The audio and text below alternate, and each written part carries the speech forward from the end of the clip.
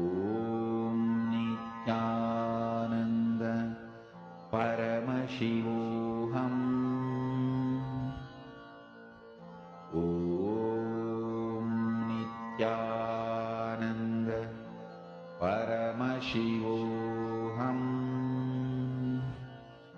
Om Nithyananda Paramashivoham. Om Nithyananda Paramashivoham.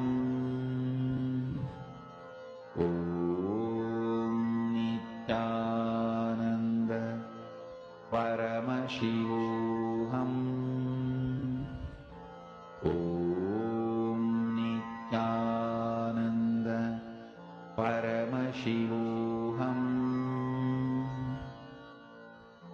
Om Nithyananda Paramashivoham. Om Nithyananda Paramashivoham. Om Nithyananda Paramashivoham. Om Nithyananda Paramashivoham. Om Nithyananda Paramashivoham. Om Nithyananda Paramashivoham. Om Nithyananda Paramashivoham. Om Nithyananda Paramashivoham. Om Nithyananda Paramashivoham. Om Nithyananda Paramashivoham. Om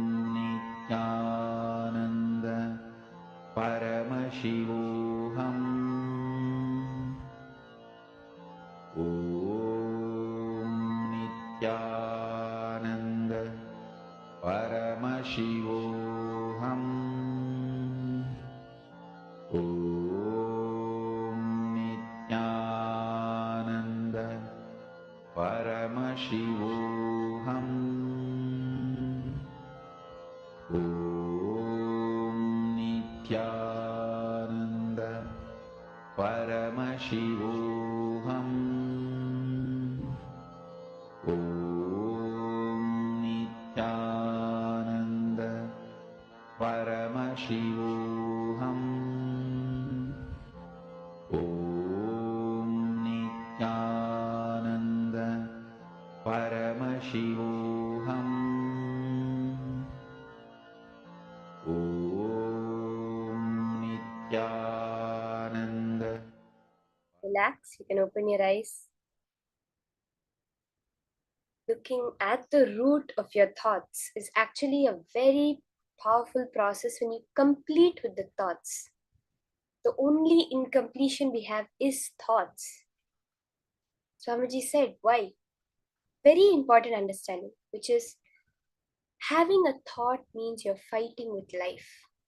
This was a very big click for me. When you have a thought, it means somewhere or the other you are fighting with life. You feel that you need to decide that life cannot decide for you. Only when this comes up will you even have a thought. What is thoughts? What's the role of thoughts? What's the function of thoughts? You have thoughts to run your day-to-day life. You have thoughts to understand things. You have thoughts to communicate with people. But Swamiji functions completely without thoughts. There's one very beautiful clipping of Swamiji's where in the Sadashivoham program, someone asks him, Swamiji, how do you function without thoughts? Swamiji said, it's not that I don't have thoughts, but it's like I have 1,000,000 acres of land. For you, your entire 1,000,000 acres are taken over by thoughts. So you think that you're only having that 1 acre space. But for me, that 1,000,000 acres, only 1 acre I keep for thoughts. So the rest of it is just pure space. When you need to do something, whatever arises will automatically happen. In that clipping, Swamiji says that he pauses, he's talking and he pauses. And then he tells the person that during that pause, I didn't have any thoughts. It arises in his system and immediately comes out. There is no secondary process of filtering, of stopping it, of understanding, of interpreting. No. As the cosmos reveals it to him, he comes out. That is why thoughts are fighting with life, because you think you need to plan for yourself. You think you need to do something. But when you are surrendering to life, when you understand that life has that intelligence to make whatever necessary happen, that Paramashiva is the one because of whom I'm even alive right now. A dead body has no life. The only difference between a dead body and you is the Paramashivatva within you. So when you are saying that, yes, now Paramashiva is the one keeping me alive, he knows how to make my life happen for me. He knows better than anybody in this universe. There's a beautiful satsang, Swamiji says, don't plan too much. Let God also plan a little bit for you. Exactly like that. That is why we complete with the thoughts. Because we're surrendering to life. We're allowing the cosmic energy to flow through us. Not trying to, with our limited energy, trying to make anything happen. So after that beautiful completion, in that space of pure thoughtlessness, pure completion with life, let's enter into the power manifestation session. Yesterday, such a powerful initiation from Swamiji that we got, that no more time will have its impact on us. So we got the initiation into the power of Akashic readings. So let's start with a round of Akashic readings. We're going to do it as a rapid fire round very quickly. You can connect with a partner and you will start with only 3 minutes per round. So you can ask questions related to date of birth of people. Let's say certain dates. Let's do that in this round, certain dates. So like my grandfather's birthday, my grandmother's birth date, my father's birth date, my sister's birth date, my best friend's anniversary, the day I started school, the day I got my first job, all these kinds of dates. We're going to do it very quickly, only 3 minutes per round. Okay, that's how we're going to do the power manifestation. 3 minutes per round. Both of you will quickly give each other a question and then you will switch after 3 minutes. I'll announce in 3 minutes and then you will switch again. So are we ready for this? Hold that space of thoughtlessness. Any thought comes up, just surrender it to Swamiji. As Ma Tattvapriya was saying, see, whatever comes is Swamiji's manifestation. In one satsang, Swamiji very beautifully reveals that we actually played on the very first day of the program. Question your delusion. Do not question Paramashiva. When the answer is coming, let's say it seems wrong to you, don't question that. Why did Paramashiva show me a wrong answer? Question the delusion that is telling you it's a wrong answer. What is that mind which is telling me it's a wrong answer? Understand Paramashiva's manifestation is never wrong because he's the one who has created it. And you as Paramashiva are creating the whole world. Every moment, always question the delusion. Why is my mind telling me this? Why is my mind telling me that this world exists? Why is my mind telling me that this answer right now is not correct? When you go from that space, you open up yourself for Paramashiva to flow through you. If any incompletions come up, frustration with the manifestation, frustration with anything in life, that frustration is telling you to remember that you're Paramashiva. Everything in life is always aligned towards you realizing that you are Paramashiva. Any situation in life, it may be the most worst thing where you're suffering like anything, or the most joyous occasion of your life. Both are only telling you one thing. You are Paramashiva. So now, when a frustration comes up, a self-doubt comes up, use that as the remembrance that I am Paramashiva. How can I be frustrated with anything?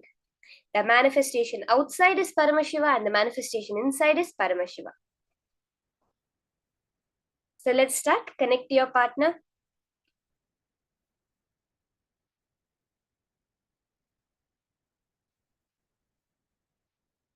And let's start the first 3 minutes.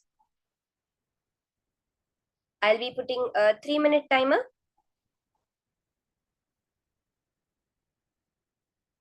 You can ask the first question to your partner. Both of you can ask each other questions. Make it very quick. Don't take too much time. And as soon as it appears in your third eye, you don't have to wait for the verification process. You immediately share it with the partner.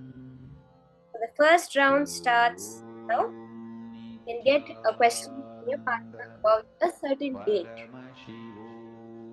your partner's birth date, or her mother's, some family, some friend's birth date, anniversary dates, some important occasion in their life, any date. That's what we're going to do in this round.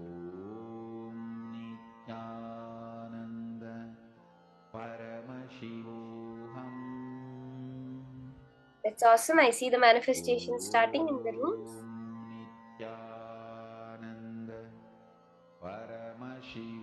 Now, with that powerful initiation from Swamiji, from Bhagavan Kalabhairava himself, he has liberated you from time. So anything that you feel is bound by time, whether it's the amount of knowledge you have, whether it's the amount of understanding you have been liberated from that concept. Any information in the cosmos now available to you because you are not bound by time. Wake up call, wake up song for Paramashiva. As Kalabhairava was sitting, as Swamiji himself is sitting there. Nothing in this universe is from him, so nothing can be from you. Suprabhatam, wake up song for Paramashiva to wake up in you. Just remember this one powerful cognition. Half our time is up. Let's continue quickly. We have about 1.5 more minutes for this round to get over. It does not take time for the manifestation to happen. Anything happening in your life is scientifically proven. Your mind knows it 5 to 7 seconds before. Before your partner tells you the correct answer, you have put that answer out there in the reality. And you understand that it's just about tuning into that part of your brain which you're not right now receiving the information from, and getting it and telling it to your partner. 3 minutes is more than enough, actually too much time for manifestation to happen. When you open your eyes in the morning, within the fraction of a second, within the blink of an eye, you have created this whole universe. Otherwise, when you go to sleep, does this universe exist? Does all the people, all the cities, the huge skyscrapers, all the furniture in your house, the people in your house, do they exist when you are in deep sleep? They cannot. When you come back to the waking state, only you realize that they exist. When you are in the deep sleep, they really do not exist. Because it is you who creates this world. When you can create an entire universe in the blink of an eye, surely you can understand one small number appearing in your third eye. Let's start. 3 minutes, Sarah. You can verify and ask your next question. We are going to have very quick rounds. So ask the next question to your partner. The next date, you can ask dates related to birth date, death date, or anniversaries, important dates, your kids' birthdays. Let's start the second round now. 3 minutes starts. Whatever comes in your third eye, immediately share it. Numbers, shapes, images. Sometimes you will see the whole happening of the birthday. Look into Swamiji's Atma Murti, into Swamiji's form, and he will tell you the answer. This power of Akashic reading is completely independent of us. It is only Swamiji's manifestation. Just look at the Atma Murti golden letters and golden numbers, very clearly the answers will appear to you. Nithyananda Paramashivoham. Om Nithyananda Paramashivoham. Om We have few more seconds. Paramashivoham. 1 minute is over. Just 2 minutes left.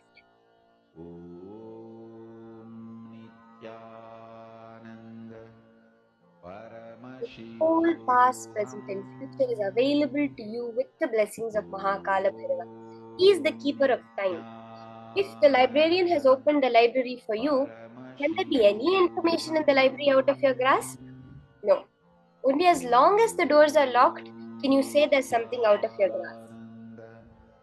Now, Kala Bhairava, the keeper of time, has opened the time dimension for you.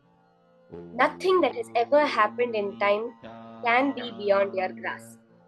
Paramashivoham.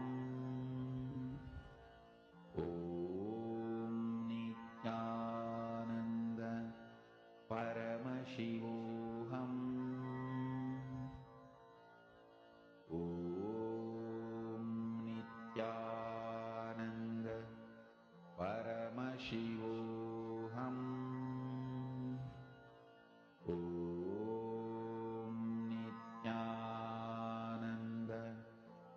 About 30 seconds left. Let's verify our manifestation. You can share with your partner whatever you saw through your third eye.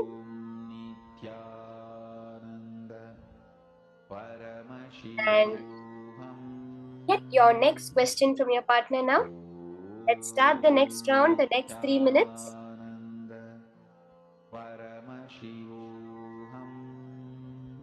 You can verify quickly your answers. Be constantly in the activism of life. Be aware of everything happening within you without letting it affect you. Be completely involved. The life within you is Paramashiva. Starting the next round. Okay, get the next questions. And again, look into Swamiji's form. See the golden letters and share it with your partner. Chant the Mahavakya, raise your frequency. If there are two tuning forks, only when both of them vibrate in the same frequency is the effect on the outer world. Is the frequency induced. Now when you are raising your frequency with the Mahavakya, to that frequency of time, of the information of the cosmos, will just get downloaded within you.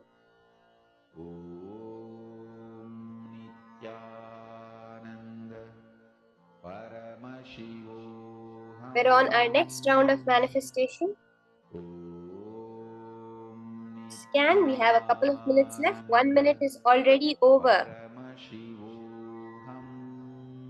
Look through your third eye. Into Swamiji's Atmamukhi, through all your three eyes. Like how during the initiation we look through all our three eyes, into the three eyes of Kala Bhairava. You can look into Swamiji's three eyes with your three eyes and just let the information get downloaded within you.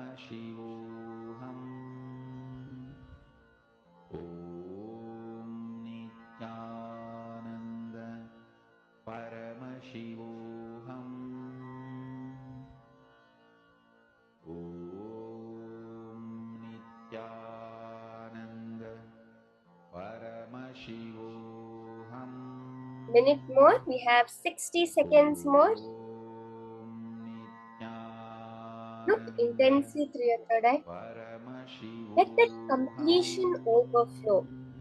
Now, you're not fighting with life, you're flowing with life. Life is supporting you and you are supporting it. Om Nithyananda Paramashivoham. Om Nithyananda Paramashivoham. Om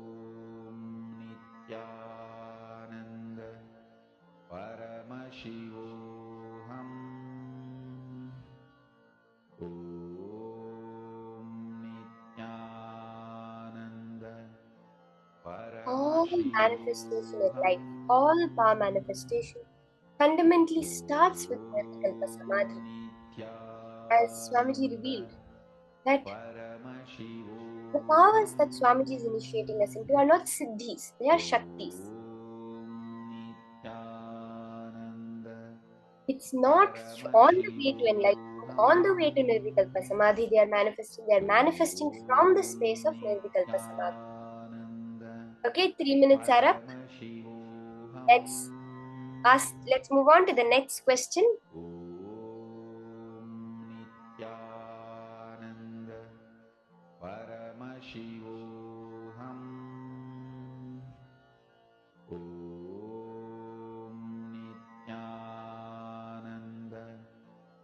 The next question, we're moving on to our fourth round of the manifestation. Quickly get a question, drop it at Swamiji's feet. Do not expect an answer, just let Swamiji flow through you as he wants to.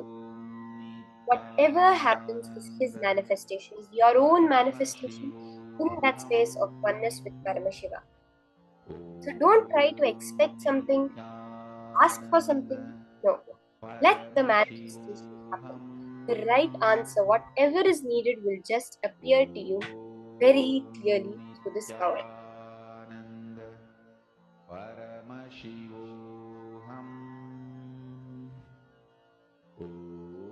Can get a particular happening and find the date of that happening, or get a particular date and find what happened on that date. You can do it in any way. All are the power of Akashic readings.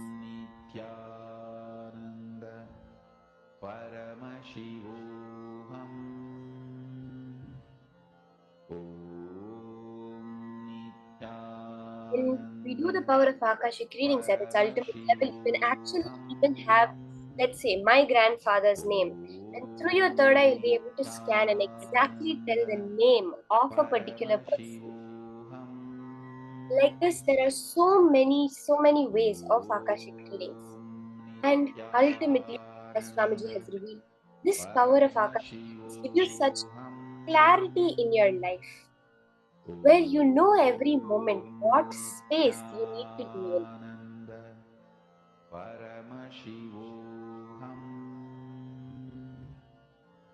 Okay, 3 minutes are up. Let's move on to the next round of manifestation. Our next 3 minutes starts now. Our fifth round starts now. You can verify with your partner the answers and get your next question, the next date.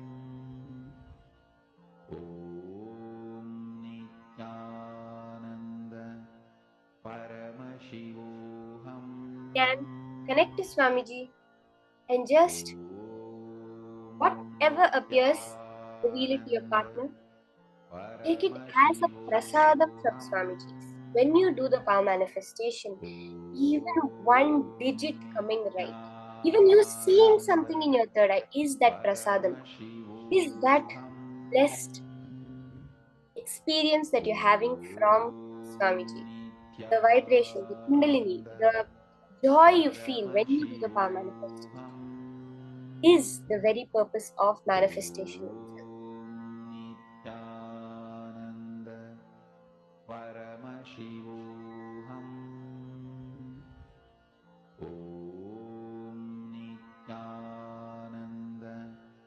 Continue scanning. We have about a minute and a half left for this round.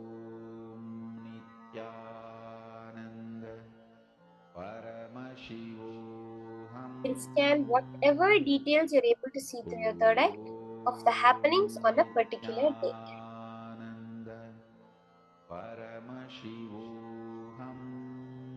Understand, for this power of Akashic reading, there's no limit.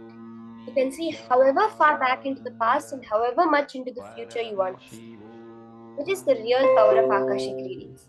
We are starting just as something we can verify with these small things, but this power of Akashic readings is ultimately just connecting with the cosmos, allowing your skin to experience the skin of the cosmos, which is time.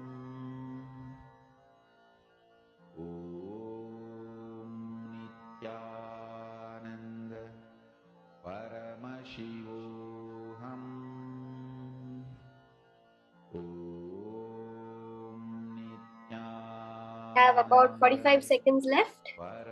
You can share with your partner and get the correct answer from them. Verify, correct your answers. Very soon we'll enter into our final round of manifestation.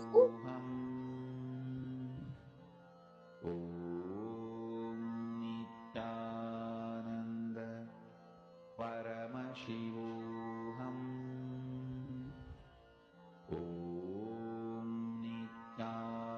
Every manifestation, never get we had the feeling of boredom with manifestation or of giving up on manifestation. No. Swamiji says the solution for not manifesting powers is doing more power manifestation. Okay, 3 minutes are up. Let's start our final round, our 6th round of manifestation. Get your questions and just look at Swamiji's third eye, gaze into Swamiji's form and get your answers. If you have the Jnananjana, use it. As I was saying, the biggest solution for if there's some power you feel, no, I'm not manifesting, do more of it, because that's the solution to make the manifestation happen, as Swamiji has revealed.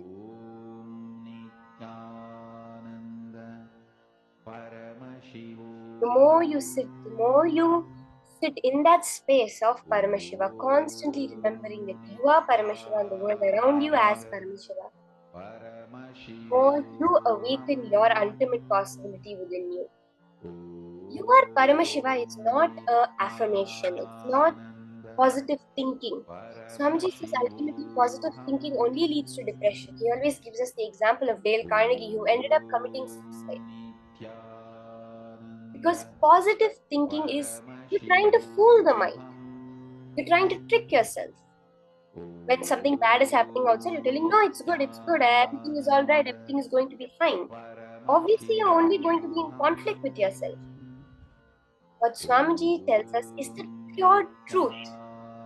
He's not giving us some affirmations, positive thinking, something to give you a feel-good feeling. He's telling you the truth as it is.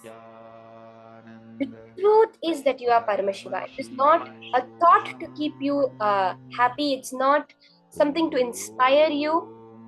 Whatever it may be, for no other reason than it's the truth. You are Paramashiva.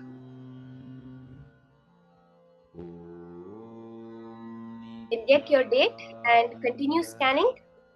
We have only about a minute left for this round, the last round of power manifestation. Paramashivoham.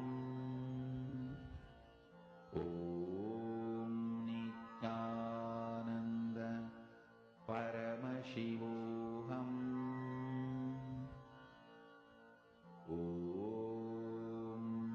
Nithyananda Paramashivoham. Not just for power manifestation, in your daily life. This is not something apart from what's happening. Any situations you encounter, you can always remember these powerful cognitions, make your life a manifestation.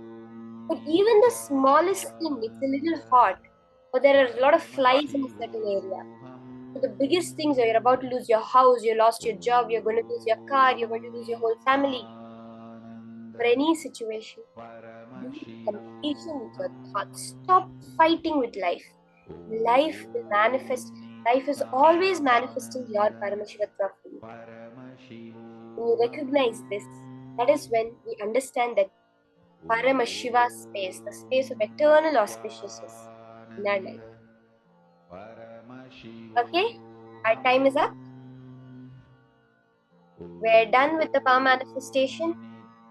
Let's finish verifying with your partners and get ready for the next session. Nithyananda Paramashivoham.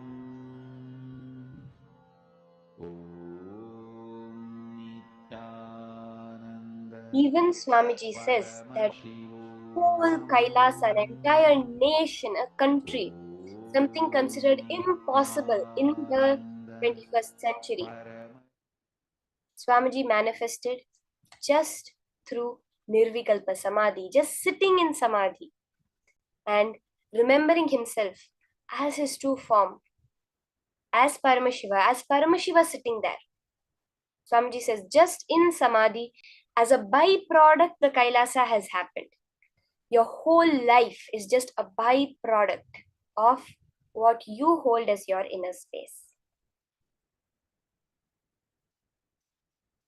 So finish up your last verification.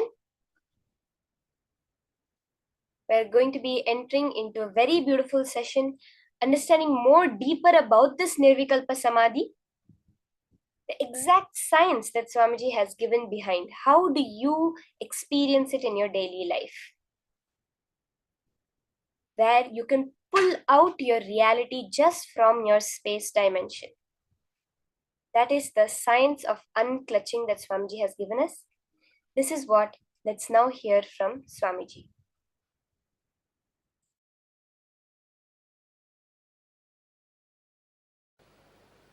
Understand this word unclutching. This word does not exist in Oxford Dictionary. Please understand, this word is my contribution to the English language itself. For the English language itself, this word is my contribution, because this word does not exist in Oxford Dictionary. It does not exist.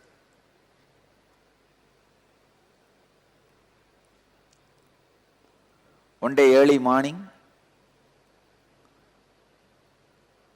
like intuition, suddenly this word has flowered in me as a Mahavagya. Mahavagya means the ultimate truth, the ultimate statement. Each Mahavagya is the punch dialogue from one Upanishad. It is a punch from one Upanishad. Each tradition have their own Mahavagya.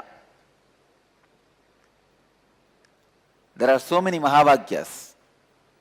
Aham Brahmasmi, Tattvamasi, Prajnanam Brahma,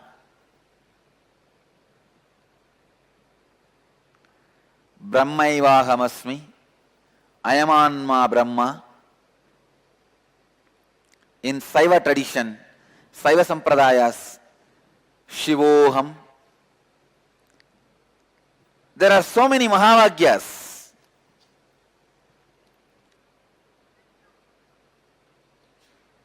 Please understand, this word, unclutching, is the ultimate spiritual truth. This process, unclutching, can directly upgrade your very consciousness. Today, through this webinar, I'll present unclutching as a technique, method to upgrade your consciousness, raising your inner space. When you upgrade your consciousness, raise your inner space, become more authentic,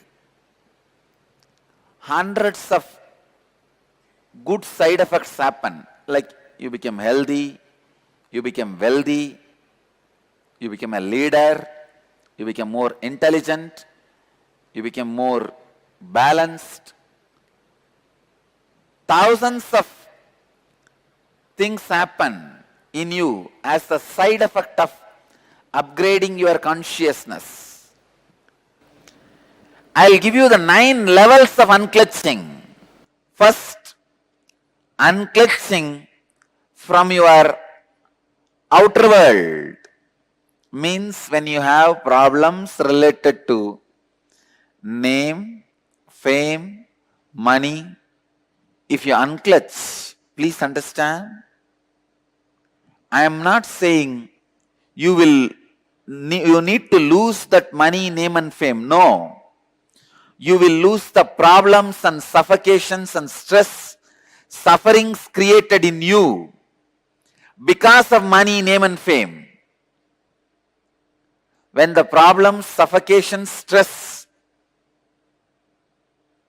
is removed, suddenly you have a pure inner space where you can create whatever you want in the outer world. Understand? Biggest asset any human being can have is free inner space, extra inner space. Whenever I give energy darshan to people, I just give them few hundred more acres of inner space, that's all. Extra inner space, just like Google gives storage space. Extra inner space is the ultimate wealth. Wealth is not the billions of dollars you have, or the relationships you have, or the bungalows, properties you have. The real wealth is extra inner space you have. The space you have inside, free space, in which you can do your creativity, you can do your creation. That extra free inner space is the real wealth. When you unclutch from the difficulties, stress, sufferings, suffocation created by money, name and fame, you achieve that ultimate wealth, extra free inner space. Second, unclutch from the outer world identities. The identities you carry, social identity, professional identity, racial identity, national identity. Sometimes you think you identify yourself based on your religion, your country, your race, your caste, your community, your creed. Please understand, this racial identity, national identity is responsible for millions of people dying every year in the planet Earth. World's worst terrorist on the planet Earth is racial and national identity. Please understand, largest number of deaths on the planet Earth is caused by racial and national identity.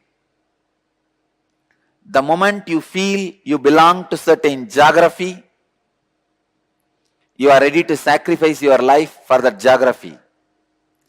People die, especially youngsters. Millions die in the war fields. And without any guilt, without any even second thought, people kill people just because their national identity. Identity you create because of your geography. I tell you, most uncivilized act is killing people because of your racial and national identity. It is so unfortunate still human beings have not evolved from that low conscious of killing people, destroying people because of racial and national identity. Same way, the racial identity is responsible for all religious and communal terrorism.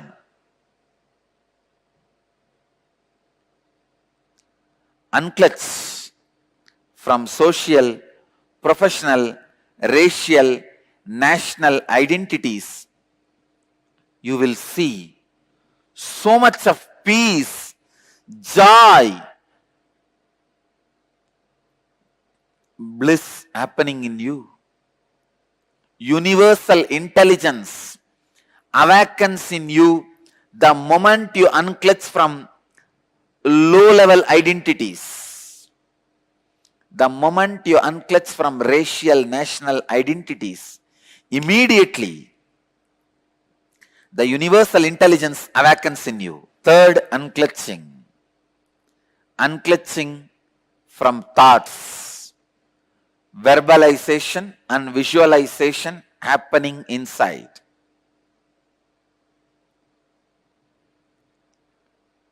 Please understand. Unclutching from thoughts means the verbalization and visualization happening inside. When you look in, the verbalization happening, the visualization happening in you are all thoughts. Unclutch from both. Continuously try to unclutch from both. You will see extraordinary powers expressing in you when you start unclutching from your verbalization and visualization. You will become yogi. Understand? Living as a yogi is life. Unclutch from verbalization and visualization. Whenever you remember the verbalization happening in you constantly, the words moving, or the visualization happening in you, the ideas happening in you, unclutch from that. Even the boredom, feeling bored, restless, is also one more thought, one more verbalization, one more visualization. Unclutch even from that. And fourth level of unclutching. Unclutch from your emotions, pain and pleasure. Let me tell you from my own experience. When I fell from the horse during the horse riding and fractured my hand, just all I need to do is unclutching from that pain. I could see very clearly body was healing at least 5 times more faster than normal speed of healing. I tell you, I really felt so joyful. I felt so happy for my body. Wow, what a body to live with. Body which does not give you pain, friend who does not give you doubt, wife who does not give you instability, are all rare blessings. Body which does not give you pain is such a joy to live with that body. I know I don't have pain because I received the blessings of many yogis and did many techniques. But when you see that literally in your life as experience, I felt, oh God, what an achievement. I felt such big relief. I tell you, when you unclutch from pain and pleasures, not only you are free from it, even your health improves drastically. Fifth, unclutching. Unclutching from the inner world identities like parental conditioning, ahankara and mamakara. Ahankara means the idea you project about yourself to others.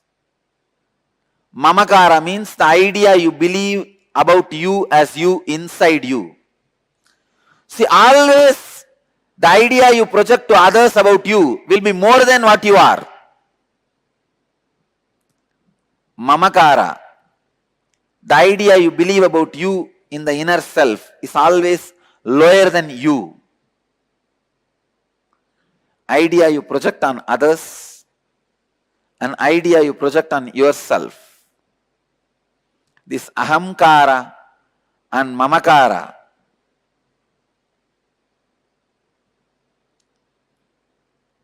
your whole life is nothing but the fight between the ahankara and mamakara. Means the identity you project in the outer world and the identity you believe as you in the inner world.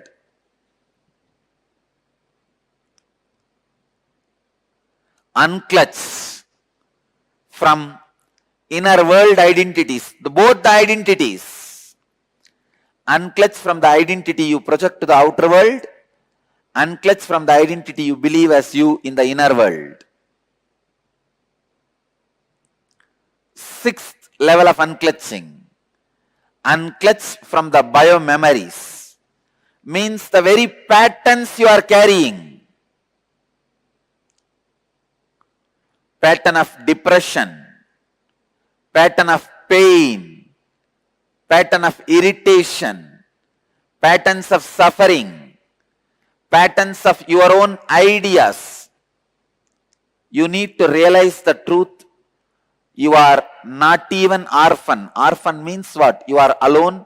Everybody else is your enemy. Here you don't need to realize that you are alone. There is no enemy. You are alone, but there is no enemy. If you are alone, how can there be enemy? Only if there is somebody else, there can be enemies.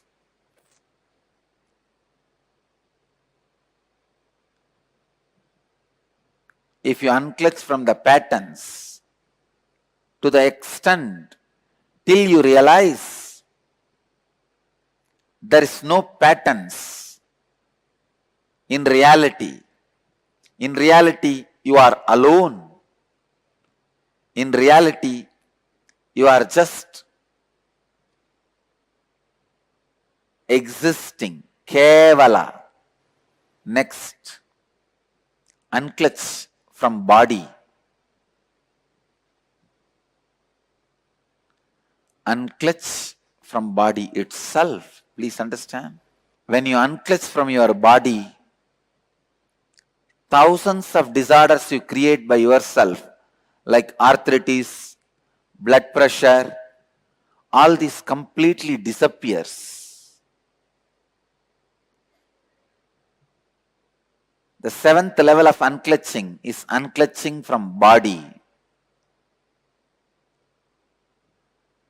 And eighth level of unclutching, unclutching from the idea of time. Unclutch day, night, morning, evening, midnight. Go on unclutching.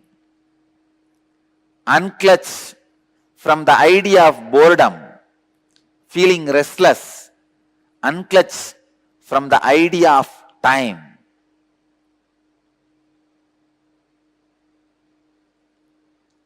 I tell you, time is the greatest myth you are carrying in your life. That is the worst conditioning you are carrying. Actually, there is no such thing as time. Sun rises and sets, moon rises and sets, stars move, planet moves, life moves. That's all. Where is time? You rise, live, disappear. That's all. Where is time? Time is one of the myths like a clothes. You forget human body does not come with clothes. How many of you remember? I tell you, none of us remember. Human body comes to planet Earth without clothes, goes out without clothes. We think human body comes with clothes and goes with clothes. Just like a cloth class this the illusion which has become part of your biomemory. Time is an illusion which has become part of your very consciousness itself. So unclutch from the idea of time.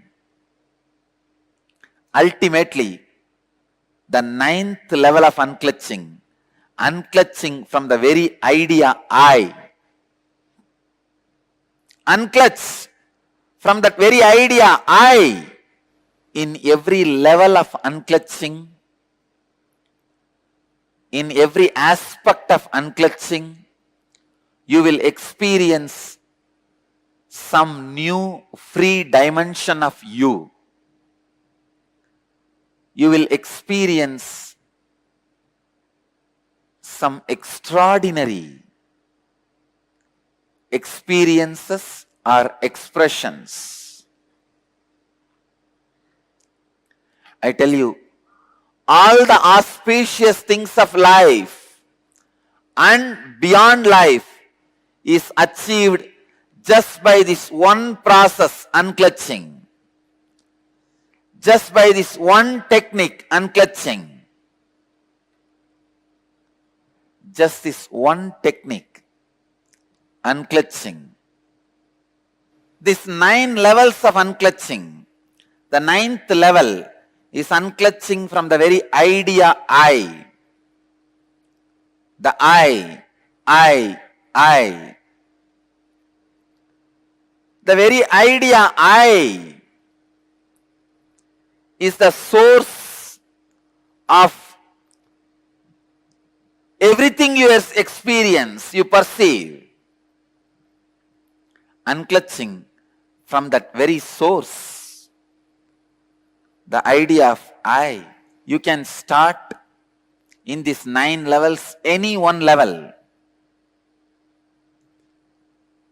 Because of the benefits and experiences you will have, simply you will move to next level and experience all 9 levels.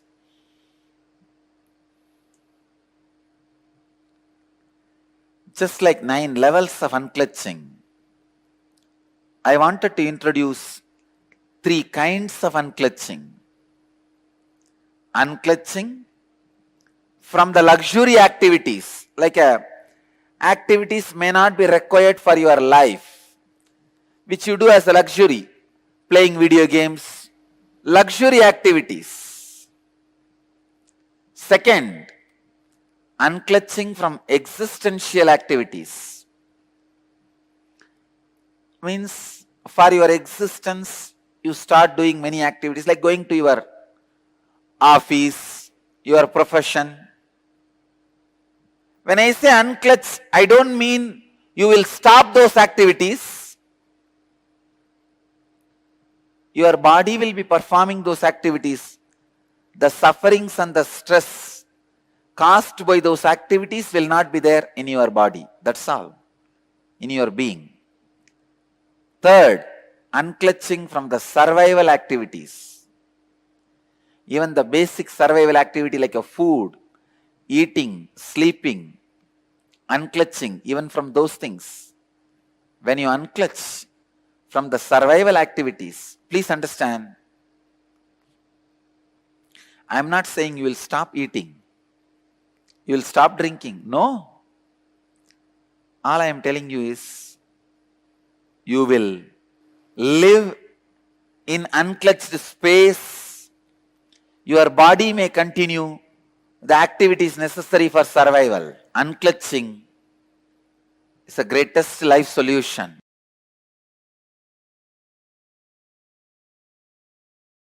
Is it important to know about our past lives? I tell you, unclutch deeply, you will know about your present life.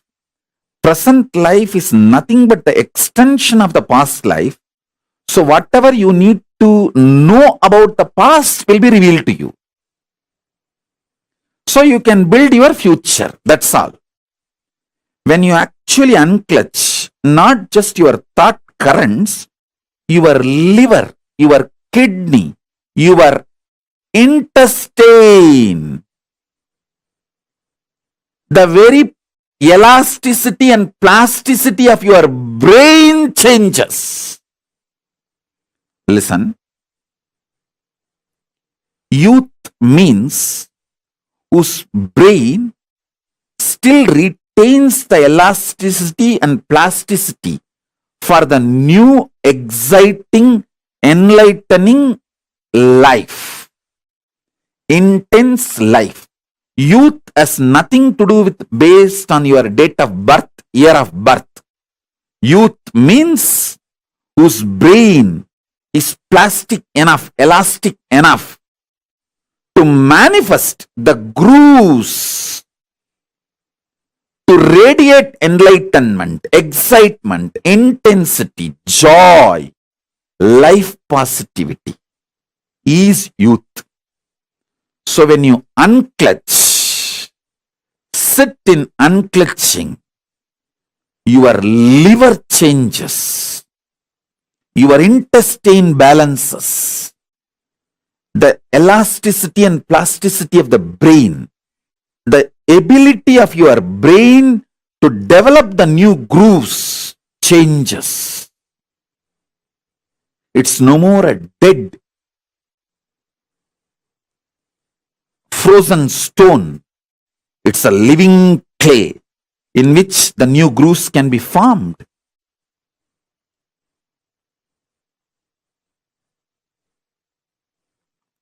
Youth is a person who can get inspired, who can get excited, who can really awaken himself for developing the grooves of enlightenment. How to convert the fear energy to my advantage in everyday life? Simply decide to unclutch. Ferociously unclutch. Arrogantly unclutch. You see how arrogantly you fight with your spouse, husband. How you don't give up. Same way, just don't give up to your fear. That's all. Treat your fear as your spouse. That's it. How you sit and plan even when he or she is not there. What all arguments you should throw when he comes back, when she comes back. See, you spend certain time fighting with your spouse. All the remaining times you spend in preparing mentally for the fight. Same way, don't give up. Don't bend in front of your fear. That's all. Treat it like your spouse.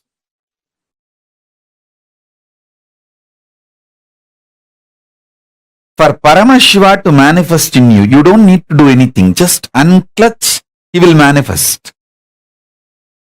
Because he is there already, it's only the drug called your delusion,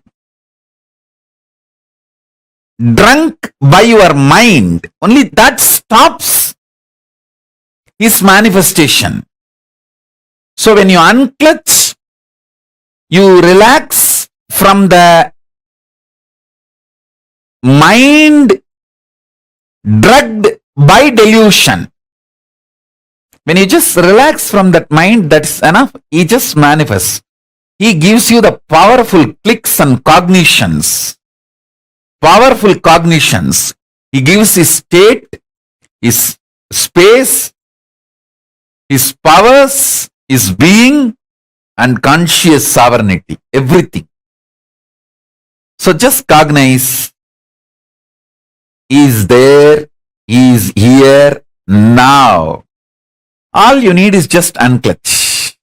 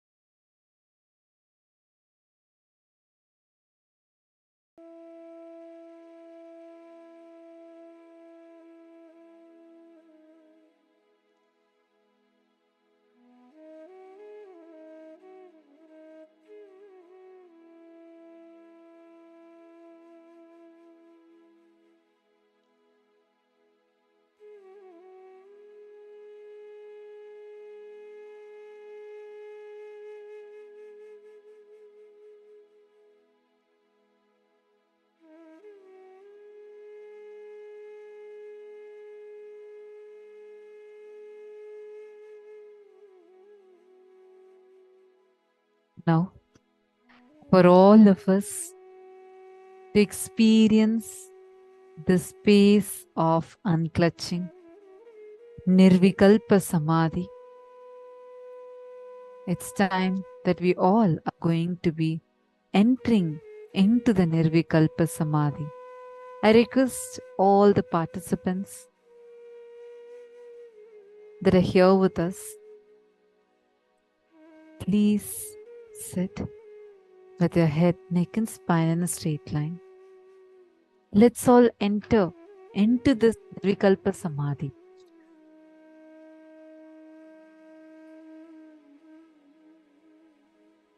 Before we enter into the Nirvikalpa Samadhi, I request all of you to take 2 minutes and write down whatever you have understood so far about Nirvikalpa Samadhi. Please post.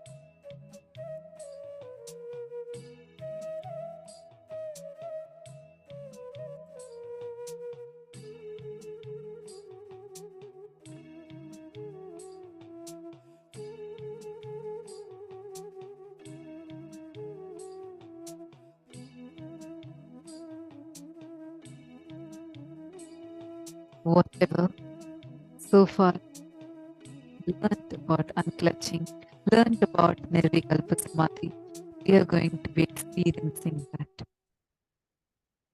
Let's all get ready to have this powerful experience now. I request all the participants that are here sitting with us right now. You all, whatever you're doing, just all of you to pause whatever you're doing.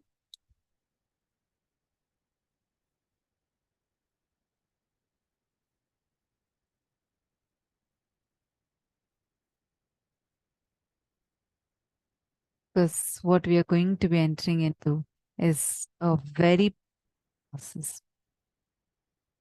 Understand and letting you need to understand your mind works. So I'm explaining to us about how our thoughts are disconnected. There's so many thoughts that are flowing in us. And they're completed. We have any connect. It's like bubbles in a fish tank. Each of these bubbles fit each other. We go on trying to touch.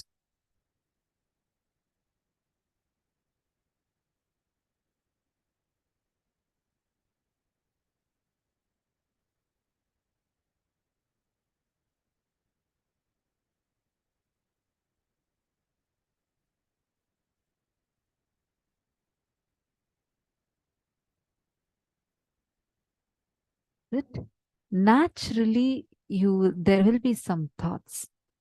When the thoughts come, usually your mind will tend to connect it, identify it with some past pain or joy, or it will classify it as something related to worry, or there is nothing simple thought is flowing.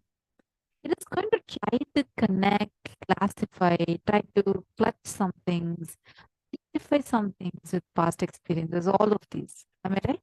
We all experienced it in our lives. Just this is how we create a shadow. Able to see this image. Now, if you see, there's so many thoughts. Each of these are independent thoughts. So what do? We start clutching them. We label one. I hope you all are able to see the image. You would be able to notice that are labeled P, J, JP, P, J, and PJ. So now what is the independent thoughts that are there? You start clutching all the joy thoughts together. You create something called as a joy shadow. All the painful thoughts together, you clutch and create it as shadow.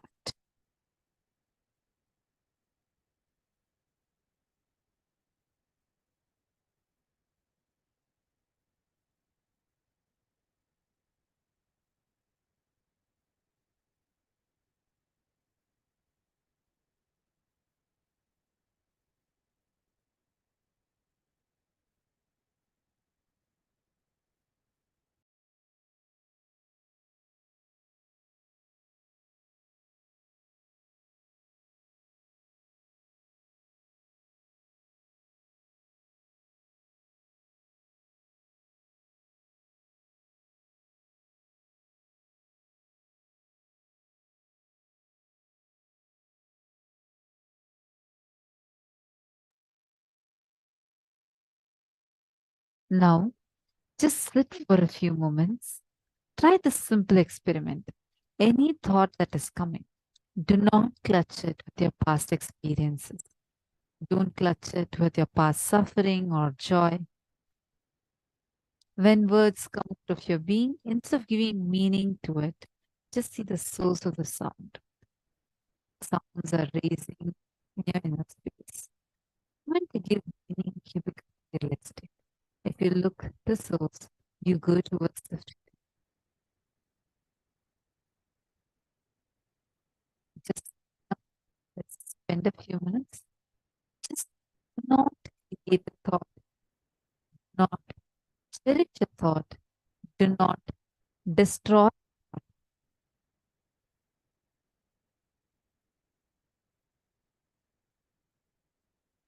Don't worry, Madhu. See that 9 levels of unclutching I am going to be explaining further. Now we are going to enter into the process of unclutching. Sit straight, close your eyes, just sit with yourself. Any thoughts that is coming up in you, do not clutch it with the past suffering or joy. Don't give meaning to any of the words that are coming inside you. Just see them as fishes just jumping in the pond. They're just jumping. The thoughts are just happening in you. Just and witness it now.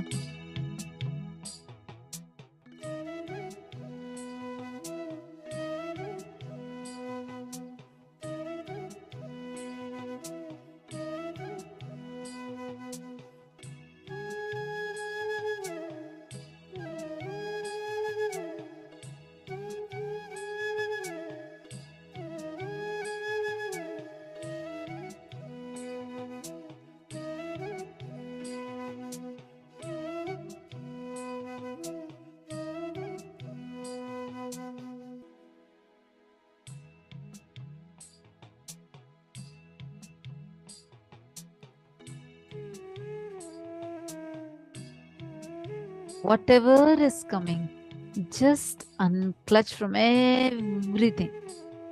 Everything that is coming, just unclutch.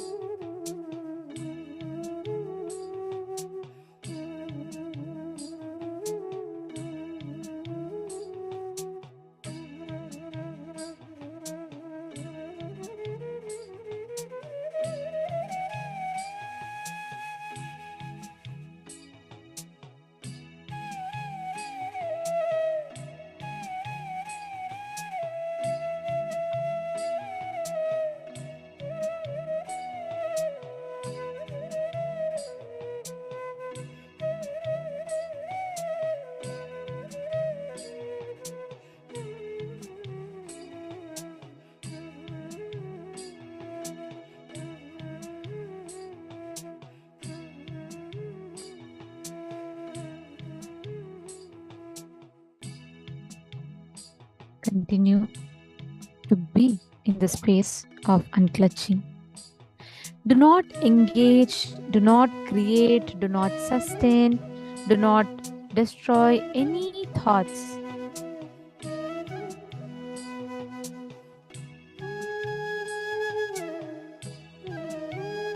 Remain in that deep space of unclutching. The longest that you can be unclutched, the more longer you are in that space of powerfulness, the more longer you are experiencing the freedom.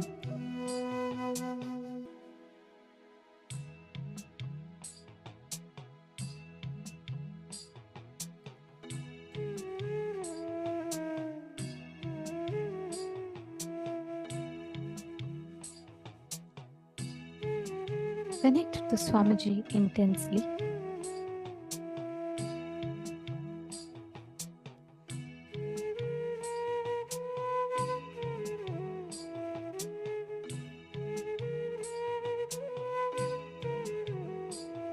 Now it is in this state that you will be able to have the answers for any questions that you have, meaning your consciousness opens up to answer all your questions, to lead you to more and more breakthroughs in every questions that you have, in everything that you want to know.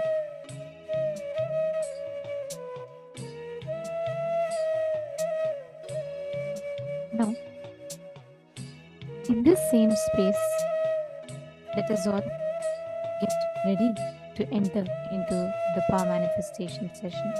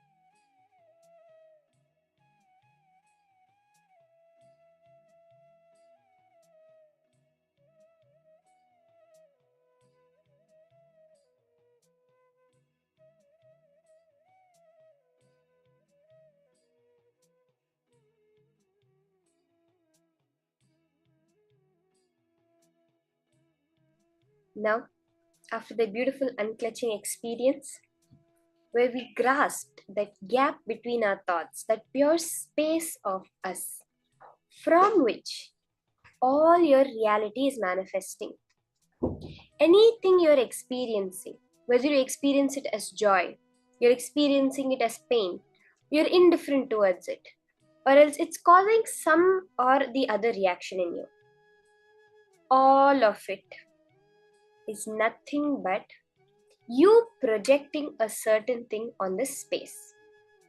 You are taking a certain emotion, a certain liking, that joy, and putting it on let's say ice cream. So you're enjoying the ice cream. The same way, it is from that space you're pulling out any reality. Even though you're seeing the ice cream there, it's because you've projected it on space. From space, you can do the 3D printing of your reality. That is the power we're going to be doing now. The power of materialization, where just by your will, you can create an object in your reality. It can be powders, it can be objects, deities, precious stones, vibhuti, honey, water, so many things, anything, even just golden flakes, golden sparks on your hand. This is actually a very beautiful manifestation power which we have seen happen too many times. Just by the power of materialization, in the palms, you'll be able to see the golden sparkles, golden specks appearing very clearly. Now we are going to do the power of materialization. What's the science that Swamiji has revealed? Whenever materialization happens, it is coming from the Ananda Gandha of Swamiji, from the Bidadi banyan tree.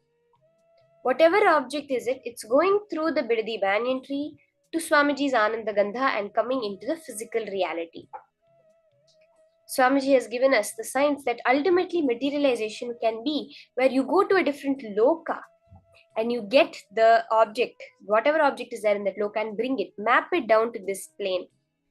Swamiji has also revealed that in the Adi Kailash Golden Temple, there will be the Navagrahas, the 9 stones installed as a deity from each of the planet that is materialized. This is the beautiful power, the vision for this power of materialization that Swamiji has given us. How many of you are excited for this power? It's a very beautiful power where you're 3D printing your reality. It's not anything else which is happening, but as you're creating right now, the laptop in front of you, the chair you're sitting on, the place around you, the sun, the moon, all of it is you 3D printing it from your reality. The same way now, you're going to print 1 dot more of vibhuti on your hand.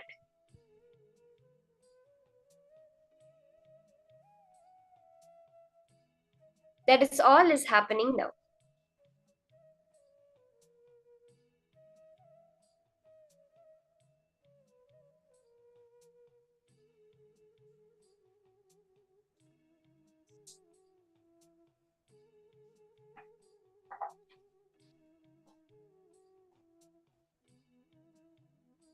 Actually, the power of materialization is one of the very first powers that Swamiji had introduced, along with levitation.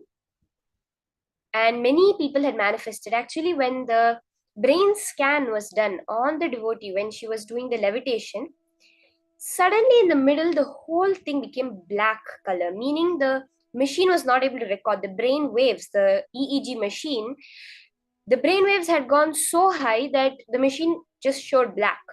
And it was during that space that the materialization had happened. Your whole brain is taken to the next level. And then from your space, you're directly pulling out your reality. It's literally like deeper than the deep sleep state from where you're manifesting. So let's see the Shastra Pramana and the other Pramanas that Swamiji has revealed for this power of materialization.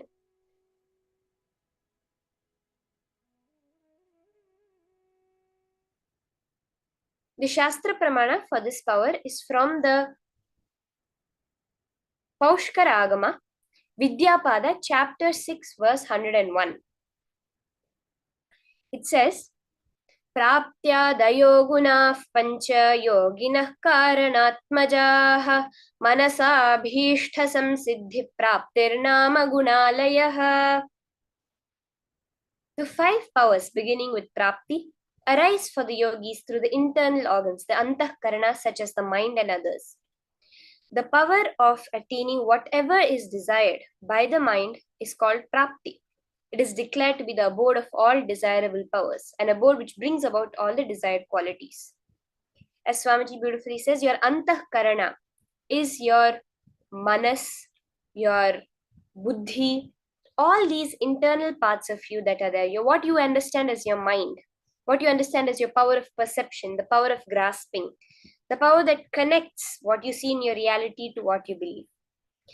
Through that, you manifest, through the initiation, you manifest the power of prapti, of gaining whatever you want, being able to manifest in your reality just by your will.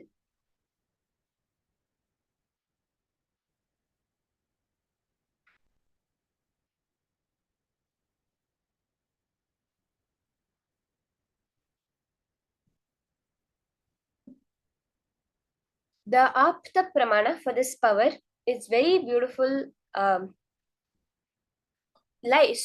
incident from the life of Neem Karoli Baba, who is known to have who has inspired even Steve Jobs and Mark Zuckerberg. They shared their experiences with Neem Karoli Baba. So Neem Karoli Baba was born in 1890 to a Brahmin family. His parents got him married at the age of 11, but he had no interest in the worldly life and ran away from home and reached Gujarat, taking the life of sannyas. After 15 years since then, his father gets to know where he is, begs him to come back home, and after lots of pleading and crying, Neem Karoli Baba agrees to come home. Then he continues his regular life and has 3 children. But then again, after a few years, he leaves again, never to come back. Then he starts traveling and doing lots of miracles for people and helping them. And then in 1973, he attains Mahasamadhi.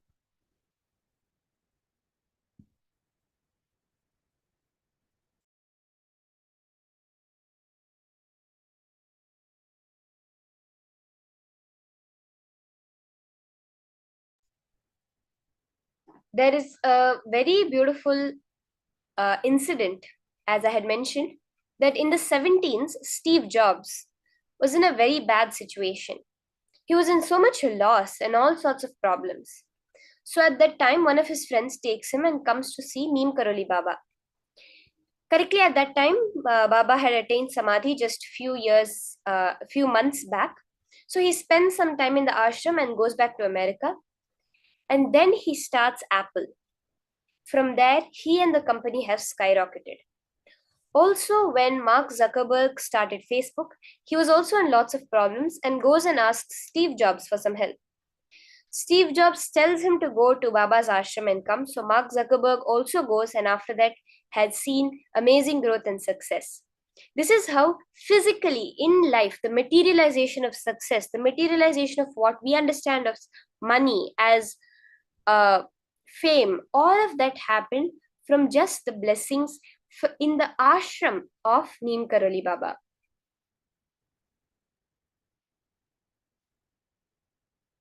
This is the Apta Pramana for the power. And we have seen Swamiji doing the power of materialization in many, many different ways, and even through his own devotees. So now we are all also going to be manifesting that same power, the very power that we just saw, being able to materialize anything. See, you can gain anything you want in life. Now when we're doing it, we may start with small powders and something else. Here is actually a short clipping that's being played of how so many participants in the program, all of those standing right now, had materialized.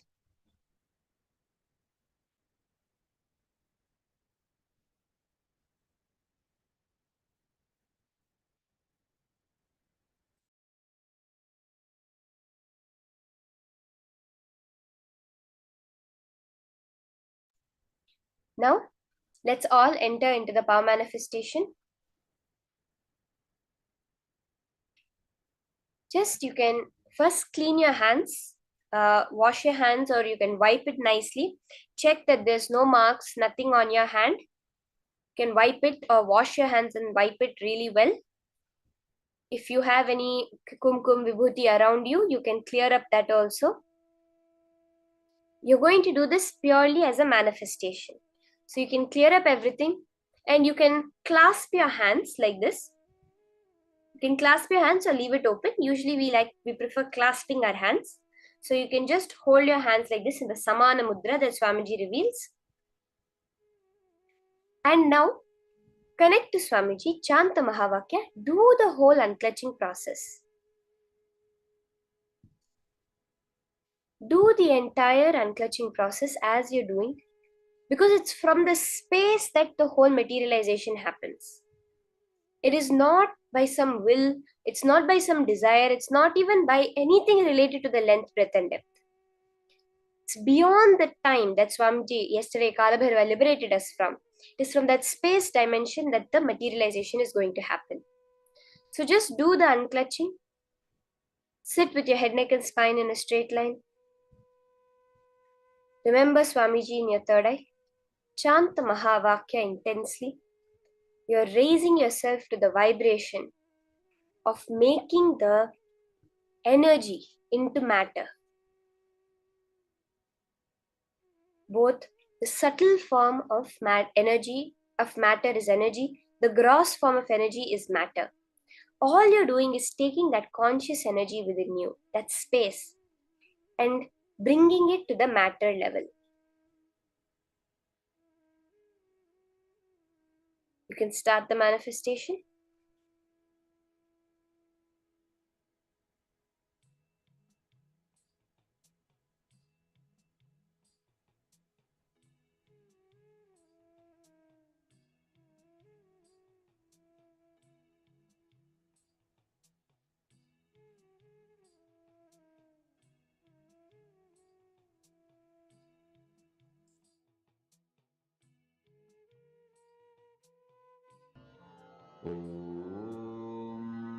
Nithyananda Paramashivoham. Om Nithyananda Paramashivoham. Om Nithyananda Paramashivoham. Om Nithyananda Paramashivoham. Om Nithyananda Paramashivoham. Om Nithyananda Paramashivoham. Om Nithyananda Paramashivoham. Om Nithyananda Paramashivoham. Om Nithyananda Paramashivoham. Om Nithyananda Paramashivoham. Om Nithyananda Paramashivoham. Om Nithyananda Paramashivoham.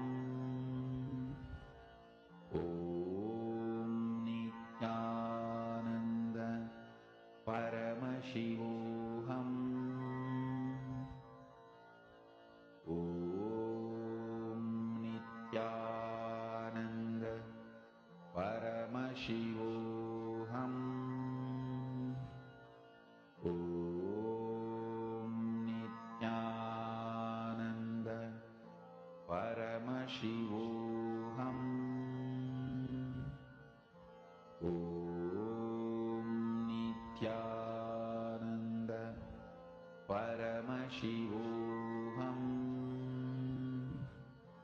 Om Nithyananda Paramashivoham. Om Nithyananda Paramashivoham.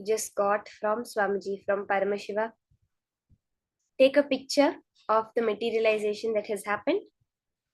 Look thoroughly. There'll be small golden flakes on your palms, so you can put the torchlight. Definitely the materialization will have happened. So don't miss it. You can look between your fingers, on the back of your palm, front, on the tips of your fingers.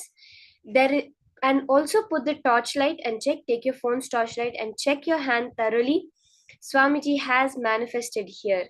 It will be some golden sparks, some bhasma, some of the vibhuti, white powder or sandalwood paste, kumkum. Even jnana anjana has materialized for many people. Honey. There are so many things that can manifest. Check your manifestation, post it in the chat.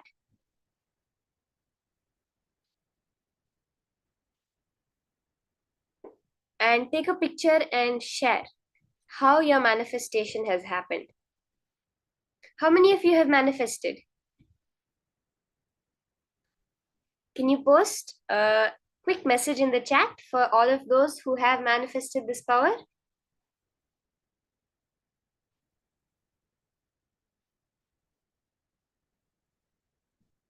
Okay, Ma Irene is saying that she manifested. Ma Irene Lemos. That's beautiful, Ma. What did you materialize? Ma, what materialized, Ma? What was the prasadam that you got from Swamiji? Everyone else? Whether it's golden sparks, that's actually the most basic level of manifestation, which everybody gets the golden sparks in their palms. If you put the torchlight, very clearly you'll be able to see a golden layer of particles completely formed on your palm. Yes, my Irene has also manifested the golden sparkles.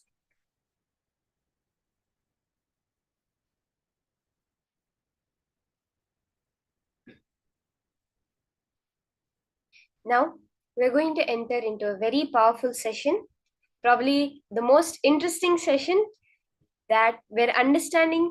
We just did materialization, but we're going to see how does dematerialization happen.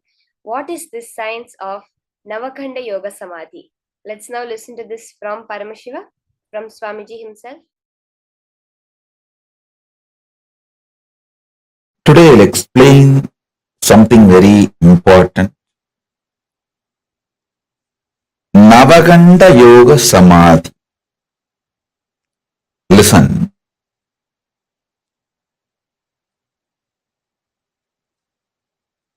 Listen to this word, Navakhanda Yoga Samadhi.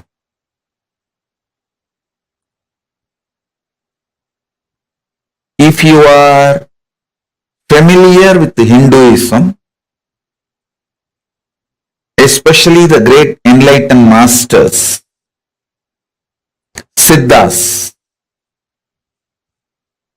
you would have heard this word Navakhanda Yoga Samadhi. It means, see, there is a Siddha tradition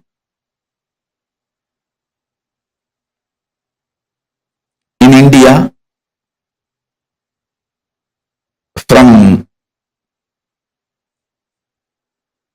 Rameshwaram to Himalayas. The Siddha tradition is there. If you read these stories, life story of these Siddhas, one thing you will find commonly in all their lives, people saw their body parts lying separated, like a hand separate, legs separate, head separate, in the night time, and got frightened.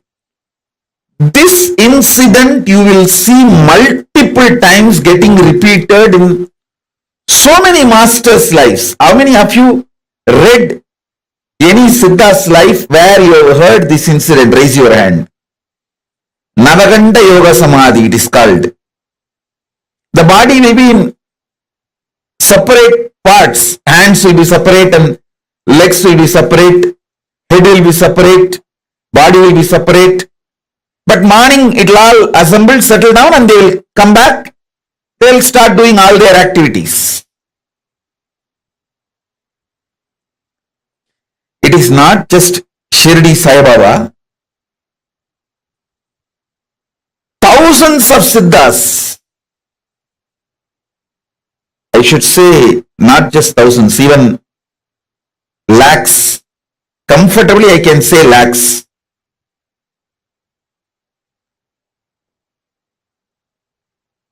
I will tell you the important secret of this Navaganda Yogam. See, Navaganda Yoga does not mean they cut their bodies. Listen carefully. Kanda means cut. Aganda means uncut. Navaganda means 9 cut. Nava means 9. Kanda means pieces, cut. If you actually make a 9 cut on the body, it will be 10 pieces. 9 cut, 10 piece. This is called Navaganda Yoga. Listen. Navaganda Yoga does not mean actually the body is cut. I'll tell you what happens. This you need to be very, very intense. Listen to this. All of you listen. I'll explain about this Navaganda Yoga. See, your ears can hear only certain frequency. What is the decibel? Below the decibel you can't hear. Above the decibel also you can't hear. Same way, your eyes cannot see below certain frequency light and above certain frequency light. See, light waves below certain frequency your eyes cannot see. Above that certain frequency your eyes cannot see. How many of you understand this? Human beings can detect the sounds only the frequency of 20 Hz to 20 kHz.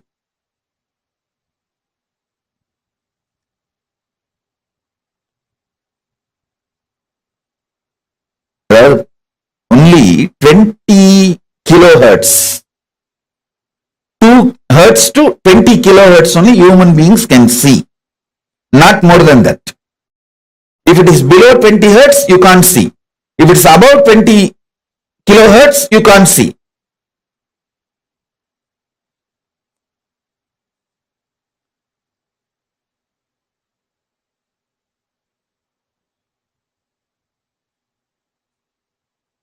I want all of you to understand this.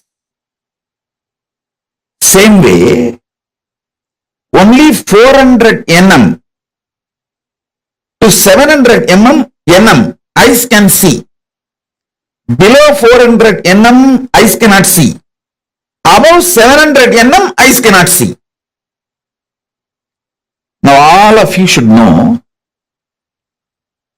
when you intensely unclutch,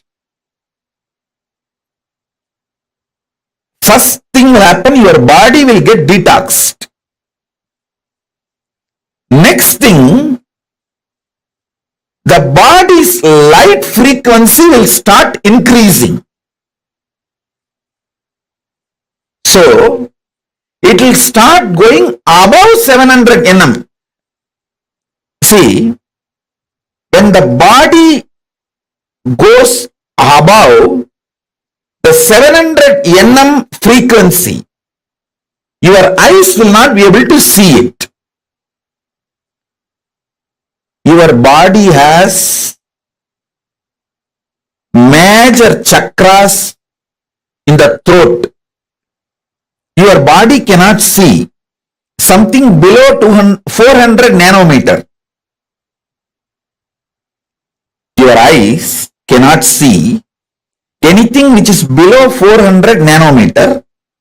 Same way, above 700 nanometer, you can't see. When you go into the deep unclutching. Your body goes above the 700 nanometer light frequency.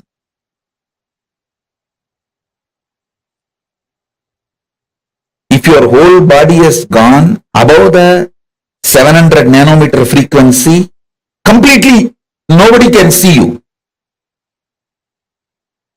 But listen carefully, this is more important. There are chakras in the throat, Vishuddhi. And the chakras in this part, see this knee as a chakra, this knee as a chakra. This Vishuddhi and this two chakra and on the leg knees also, this both knees also have a chakra. Listen carefully. The chakra in the knees of the leg, 2. Chakra in the knees of the hand, 2. 4. Chakra in the shoulder, 6. Chakra in the throat, 7. And in this 7 chakra, listen carefully. I am not talking about the Muladhara, Swadhisthana, Anahata, Vishuddhyanya. No. I am not talking those chakras.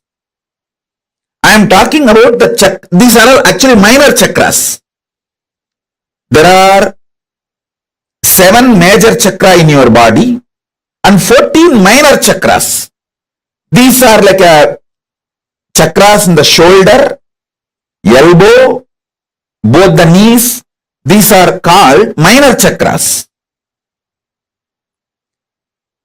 These chakras will jump beyond the 700 nanometer quickly. But the remaining part of the body will take 3-4 hours to cross the 700 nanometer. Understand very carefully. These chakras, these chakras, they will cross the 700 nanometer within, I am giving you example, 1 hour of falling into Nirvikalpa Samadhi. But this part to cross 700 nanometer will take another 3 hours. That is the time when you see body will be seen as a 10 pieces. Because this part will not be seen. It is actually not cut. This part will not be seen and this part will not be seen and the neck will not be seen. Head will be seen. Body will be seen. Knee will not be seen, but the leg will be seen. How many of you are understanding what I am saying? This is what exactly is the Navakanta Yoga. Body is not cut to pieces. All of you understand, body is not actually cut to pieces. But these chakras, they cross 700 nanometer. But the body will not cross that 700 nanometer. So what happens? When you see, you will see the parts of the body. You will see the full hand, but not the knee. You will see this part, but not the shoulder. You will see the body and neck, head also will be seen, but not the neck. Neck will not be there. You will see the thighs, but knees will not be there. You will see the foreleg, but the knees will not be there. So in this way, body will be there as cut in 9 places, 10 piece. That is what is called Navakanta Yoga. Listen. This is precisely is called Navakanta Yoga. Body will not be cut, but in the Samadhi, body will not be seen. Shirdi Sai Baba did exactly this only.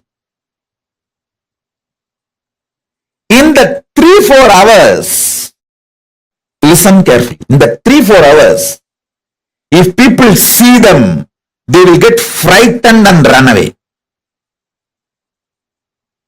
They will get frightened and run away.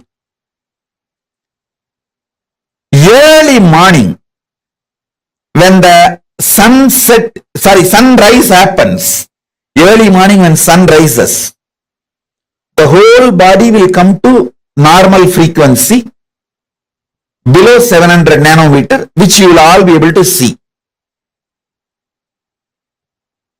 Listen carefully. You need to understand this Navaganda Yoga. Actually, at least we have 50 people who have seen me in Navaganda Yoga, in Thiruvannamalai and Erode, Tiruchengodu. After I started living the public organization life, I stopped it. Because people won't be, one thing in that Navaganda Yoga Samadhi, it is too high Samadhi.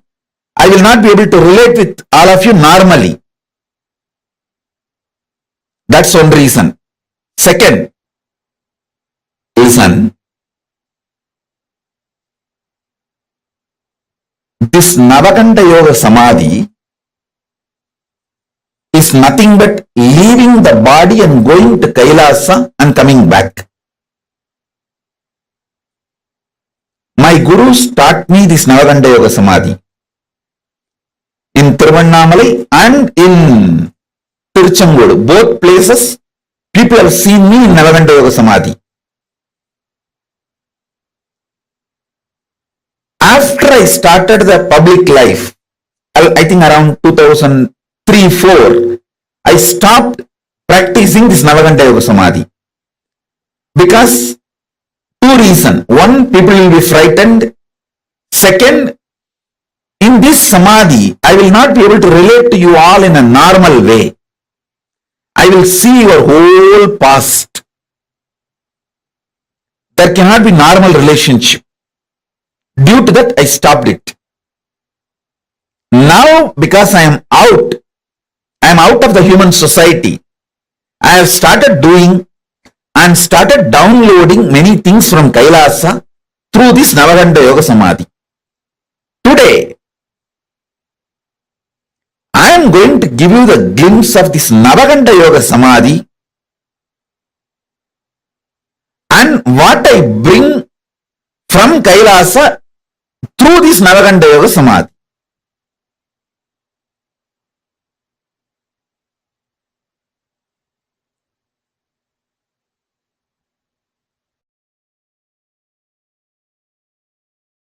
Listen.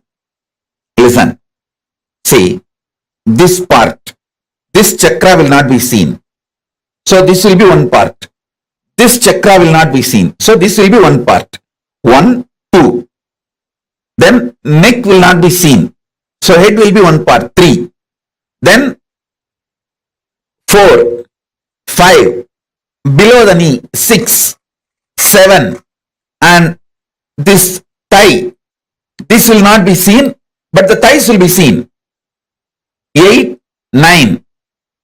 And this body part, because it is disconnected from the neck, 10.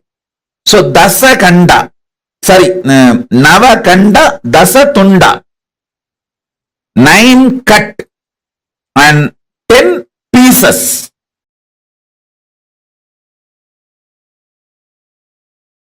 What is being played here is not music, it's a mantra. The great Siddhas, enlightened beings from whom this Navaganda Yoga Samadhi science is taken, their verses in native language, this is called Prakrita, senior to Tamil, senior to Sanskrit, there is a language called Prakrita. These verses are from that Prakrit.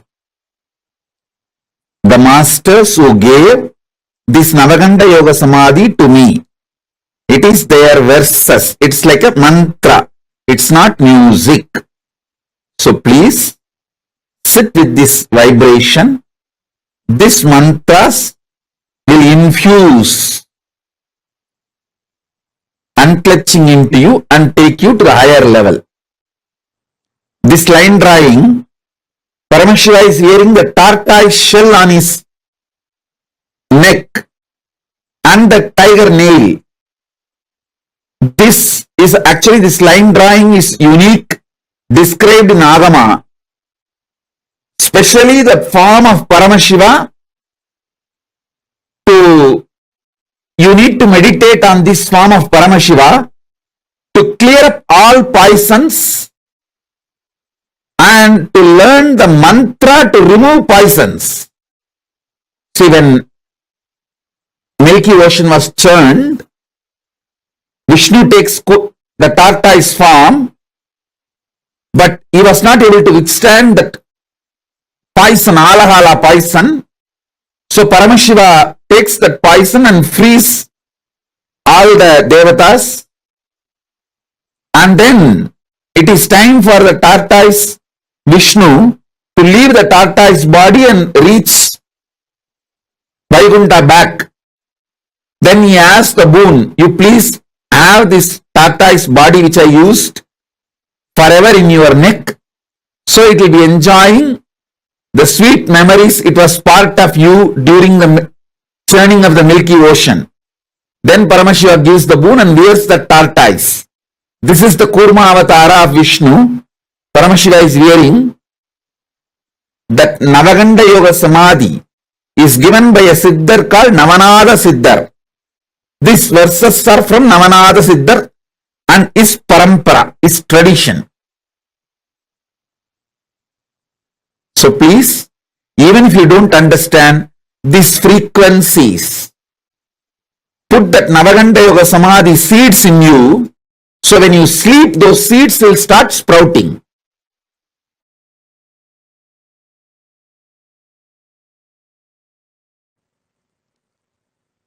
Will persistence is the only qualification you need for Navaganda Yoga Samadhi. Listen.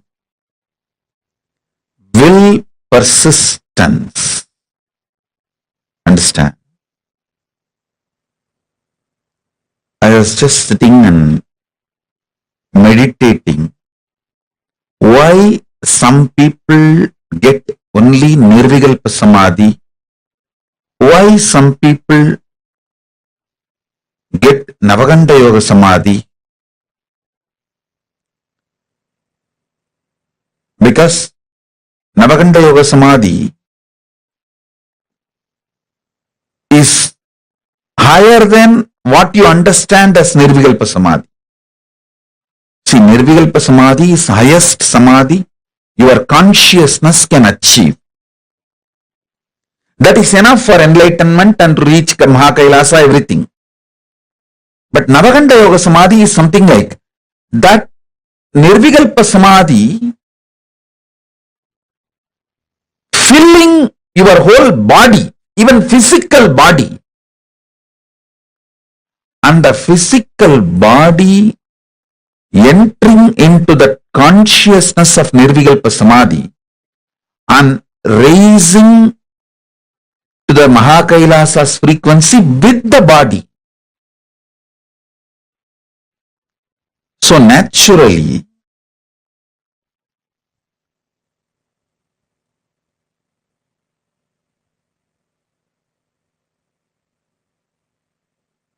I should say that Navaganda Yoga Samadhi is like a going more than Nirvikalpa Samadhi.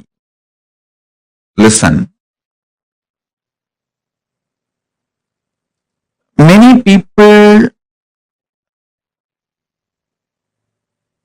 achieve Nirvikalpa Samadhi and be satisfied with it. That is like tamarind fruit.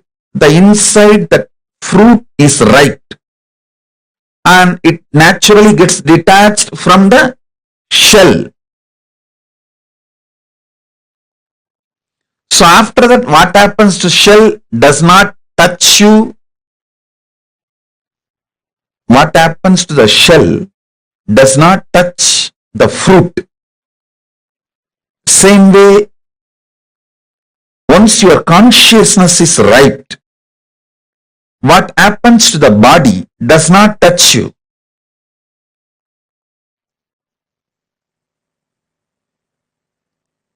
Many people come and tell me why great beings like Ramana Maharishi, Ramakrishna, Ram Surat Kumar all had cancer. Listen, they did not have cancer. They did not leave the body due to cancer. After they left the body, cancer took it. They decided to leave the body, so something has happened to the physical body to go back to the earth. So cancer took it back to earth. So be very clear.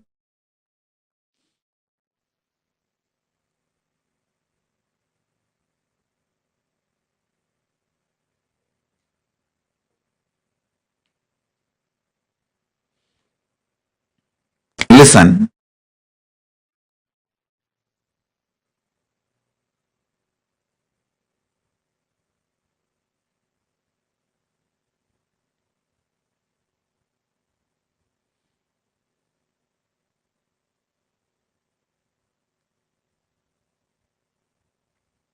You need to elaborately understand this Nirvikalpa Samadhi and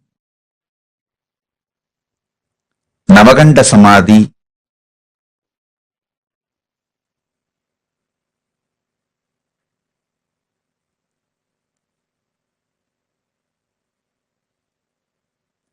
Nirvikalpa Samadhi is your consciousness ripening. Navaganda Samadhi is even your body, along with your consciousness, raising to the higher worlds, higher time zones, higher energy fields.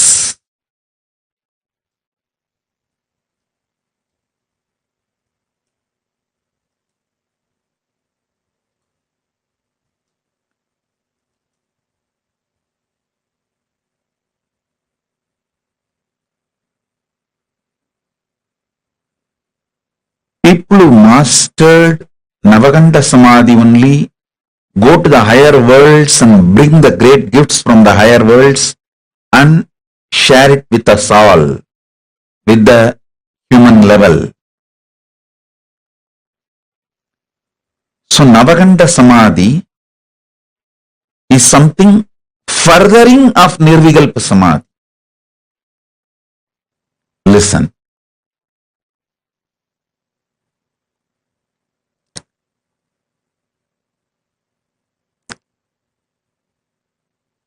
See, yesterday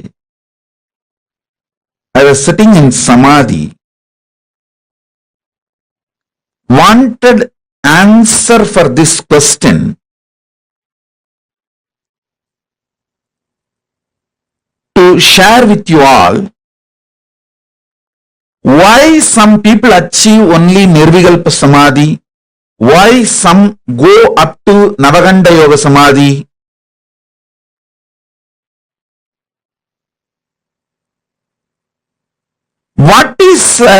What is the ingredient, unique, real principal ingredient for the alchemy of Navaganda Yoga Samadhi? Understand? Unique,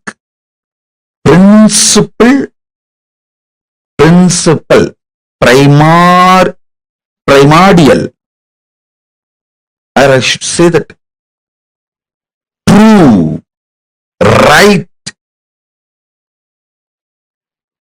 source reason for someone to travel to Navaganda Samadhi. How Paramashiva decides to give Navaganda Samadhi to some people, why he gives Navaganda Samadhi to some people.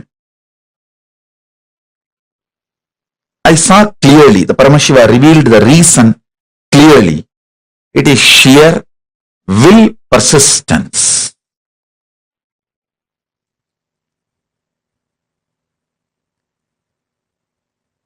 You may ask, oh, after Nirvikalpa Samadhi, naturally your will dissolves. Then how can you have a will persistence? Listen. Will dissolves into Paramashiva's will does not mean your will disappears. Fish may be inside the ocean, but it gets the right to swim on the top or the bottom. It can go to the depth of the ocean, or it can just swim on the shallow waters. The freedom exists even in Navaganda, in Nirvikalpa Samadhi. This may be new information for you, but that's the truth.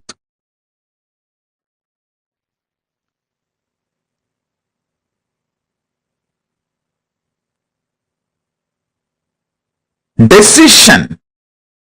Who moves towards Navaganda Samadhi is basically done by Paramashiva based on the will persistence of the individual.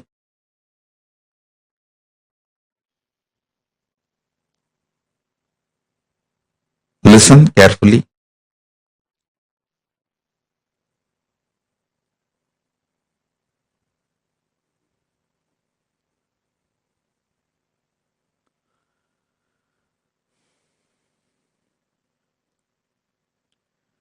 For any normal human being, Nirvikalpa Samadhi itself is enough. But if you want to be a teacher,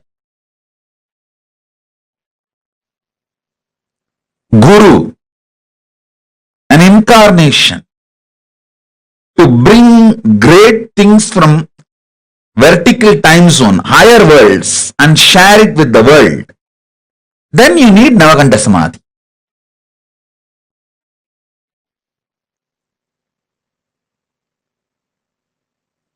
Then naturally you need Navaganda Samadhi.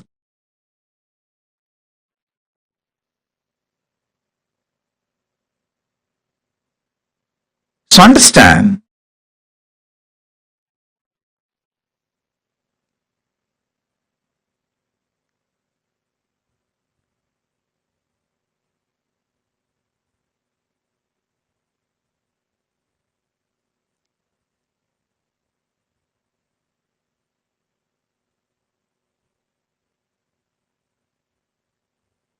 you may ask why masters like Vadalur Vallalar, Ramalinga Swami took the body. He just used the Navaganda Samadhi and made the Divya Sarira and left. He just took the body and left to the higher worlds, Kailasa. But masters like Ramana Maharshi, Ramakrishna left the body here and went. Please be very clear. Never ever compare these great beings with your pea brain or rat brain, peanut sized brain. No, don't do that mess. Maybe Ramana Maharshi thought leaving his body here in the planet Earth will continue to help millions of seekers. I tell you, just Ramana Maharshi's body alone is such a powerful Jnanagarbha. Such powerful Jnanagarbha. Unimaginable Jnanagarbha.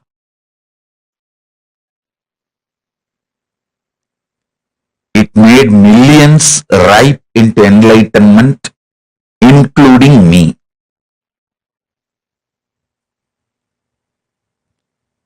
If Ramana Maharshi has taken his body, like Vadalur Ramalinga Swami, surely it would have been a great loss. So they have their own reason. Same way Ramakrishna. Ramakrishna, by leaving his body and especially making it burnt, he gave the asti which is installed now in hundreds of places all over the world.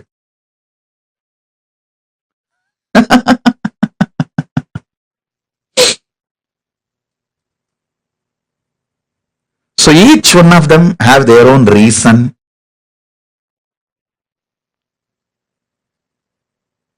You understand now the science of Navaganda Samadhi.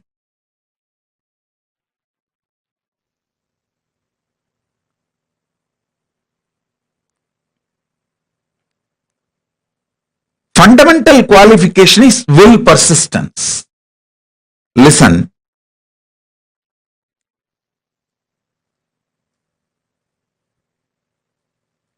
Shiva, Paramashiva tests only your will persistence.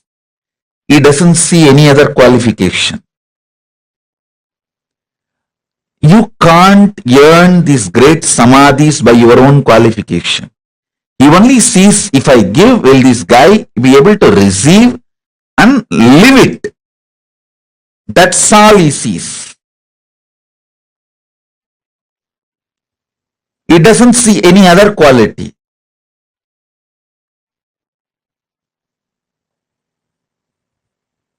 He tests your devotion. That's all, nothing else. Devotion means will persistence. That's all, nothing else. Navaganda Yoga Samadhi can happen in you just by breathing along with me in same rhythm, same tune. Nothing more is needed. Sit with me, breathe in the same rhythm, same tune, same mode. The vibrations I am creating while I am inhaling and exhaling, it can just penetrate your inhaling and exhaling. Go and sit inside your consciousness and manifest as Navaganda Yoga Samadhi. That's it. Nothing else is needed. You don't need any other qualification other than your will persistence. That is why your will persistence is thoroughly tested. By your own effort, you can't get it. It has to be only given from guru to disciple, because I myself got it from my gurus. I did not make it on my own. Human beings can't make it on their own. It is that kind of a highest frequency, wavelength experience.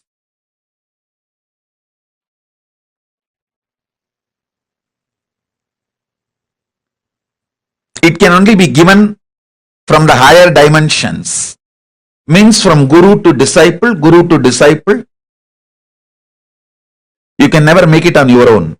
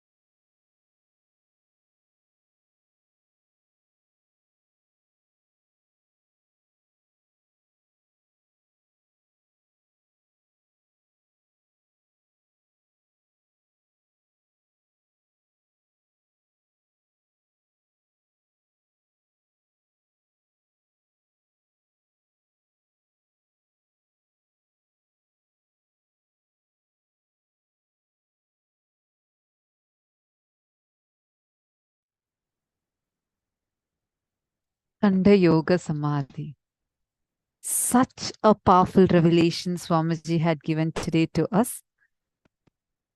This Navakanda Yoga Samadhi is what Swamiji is going to be giving us all as experience.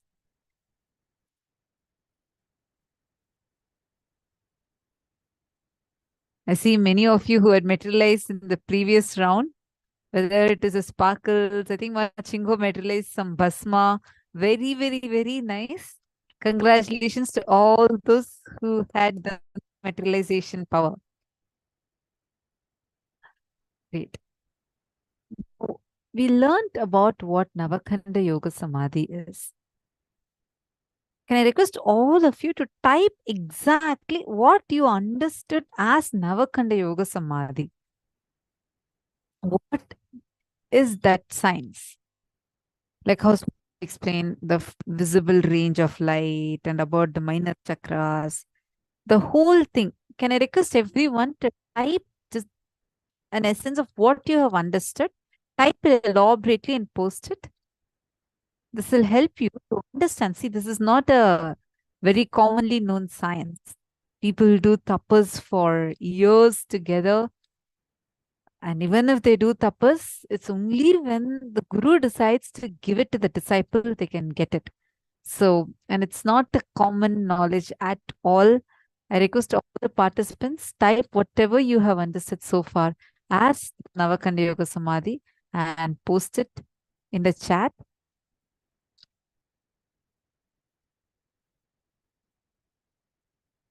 Whatever you understood, meaning step by step how Swamiji explained the science. I request you all to post it.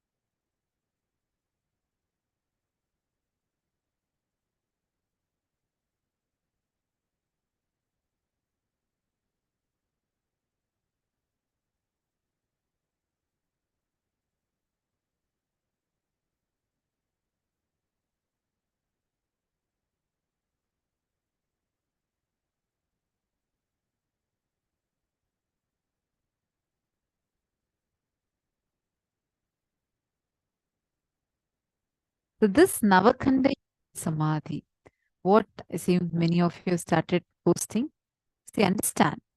Did all of us understand about that 14 minor chakras it mentioned about?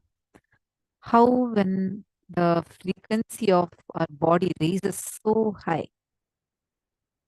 See, we have 7 major chakras. That is what is Mooladhara, Manipuraka, Swadhisthana, and Anahata, Vishuddhi, Agnya, Sahasrara. All of these 7 are 7 major chakras. And now there are 14 minor chakras. And these minor chakras are located in our shoulders and both the hip joints and the throat. Like this, there are totally 9 points. The legs, so where the body is getting joined at the legs, so 2, and the knees, 2, and both the hand joints, shoulder joints, and the throat, and the legs. So these are the 9 points where the it appears like the cuts happen. These are the 9 points where the chakras are all located.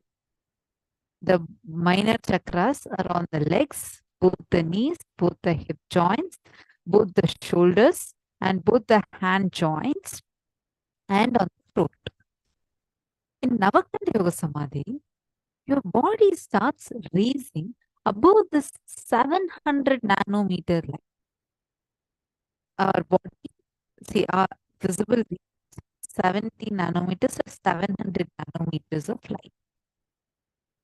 Beyond the 700 nanometers of light, when our body raises, our body will become like a light body. The Tejas, Swayam Prakasha. There are so many enlightened masters who have demonstrated the science. Many masters have lived and demonstrated the science. And they raise so high that they can completely disappear. They can even take their physical body and go to higher lokas.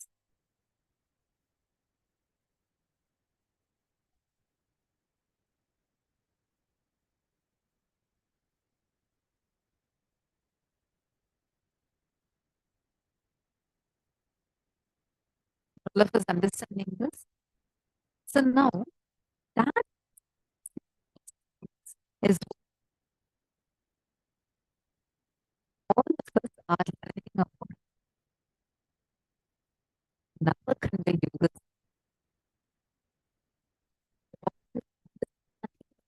That reads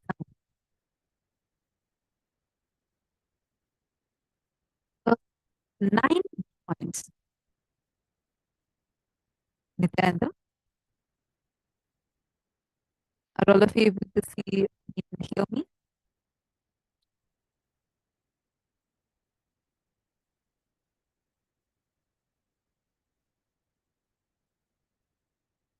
Nityananda?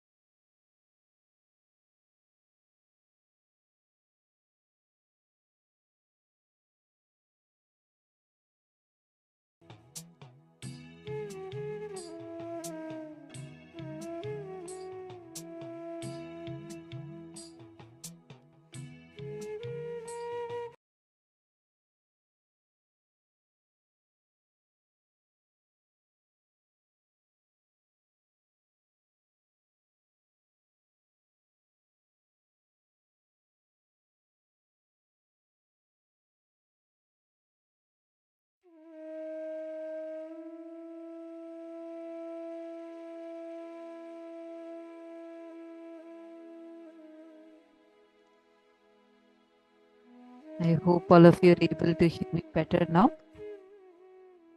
I apologize for the technical difficulty.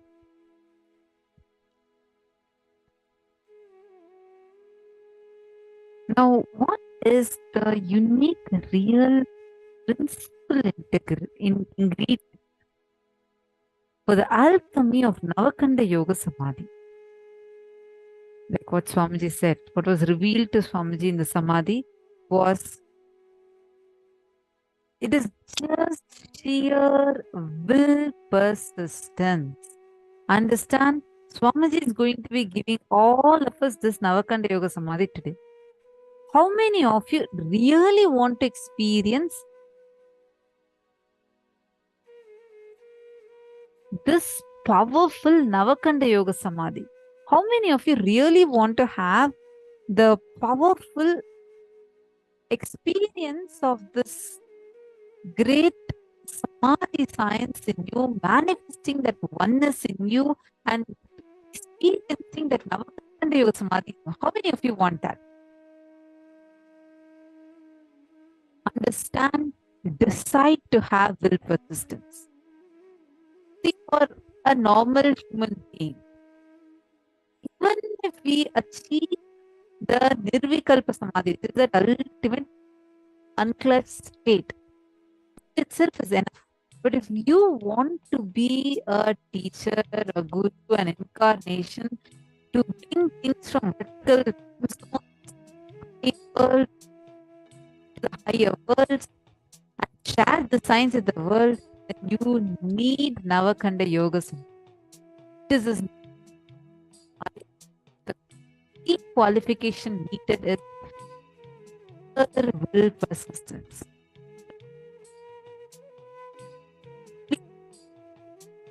He does not look for any other qualifications. Persistence, nothing else. Persistence is your decision without self-doubt. Persistence is your decision to persist. It is your decision to persist and being sure about it.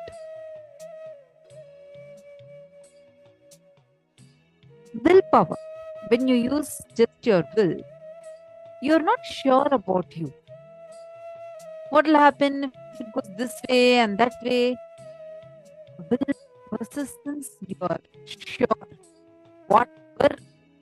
Whatever way, I am going to have, no matter what, I am going to have will persistence and I am going to get this. That will persistence is the key. All of you understanding?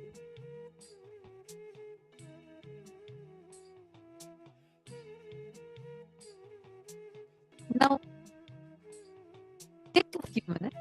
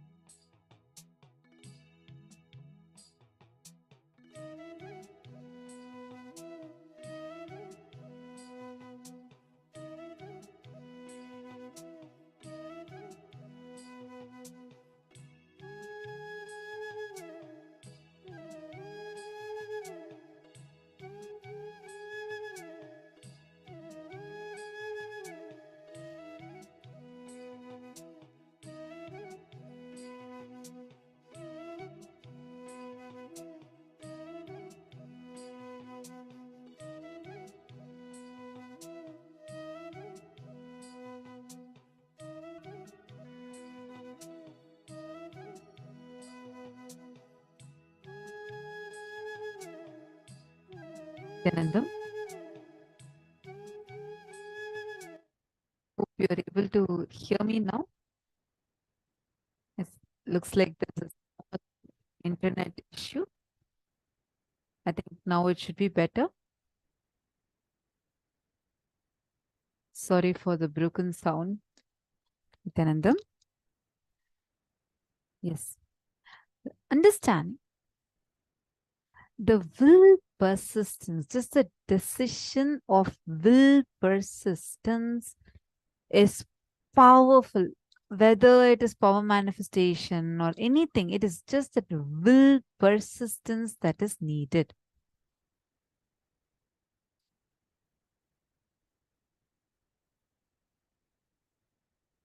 Now, take a few minutes.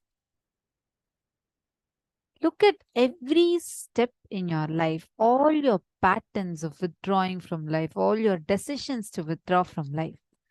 All these come from will arrogant decisions. All the life involvement decision comes from will persistence. Whether inner world or outer world, life is all about how much intensely getting involved. That's all. The intensity with which you get involved with life, intensity with which you get involved more and more and more and more interaction, more and more involvement, more and more ice breaking. Will persistence is all about life. Life is about will persistence. Look at every step in your life, all your patterns of withdrawing from life.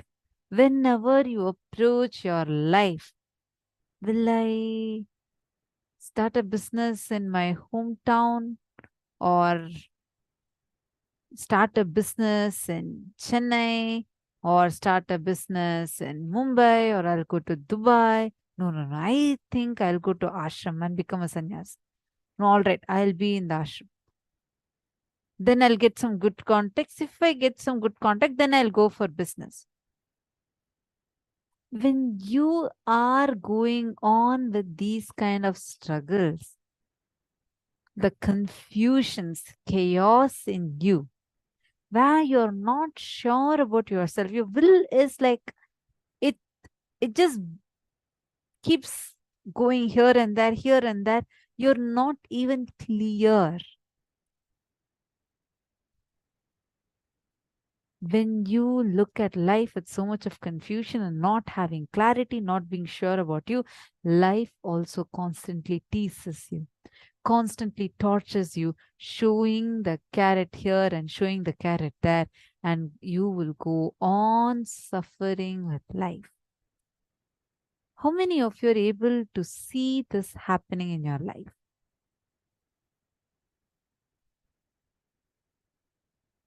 Hello, Nithyanandam. Are all of you able to hear me?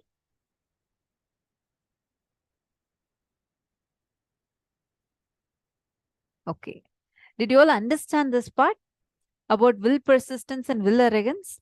See, so many times the problem would be like you'd be so angry, frustrated with your situations. Okay, let's say you're stuck in some problem. You would have so much of frustration, irritation, and confusion. And actually just step back and ask yourself, would you even know what exactly you want? You're not even sure inside of you.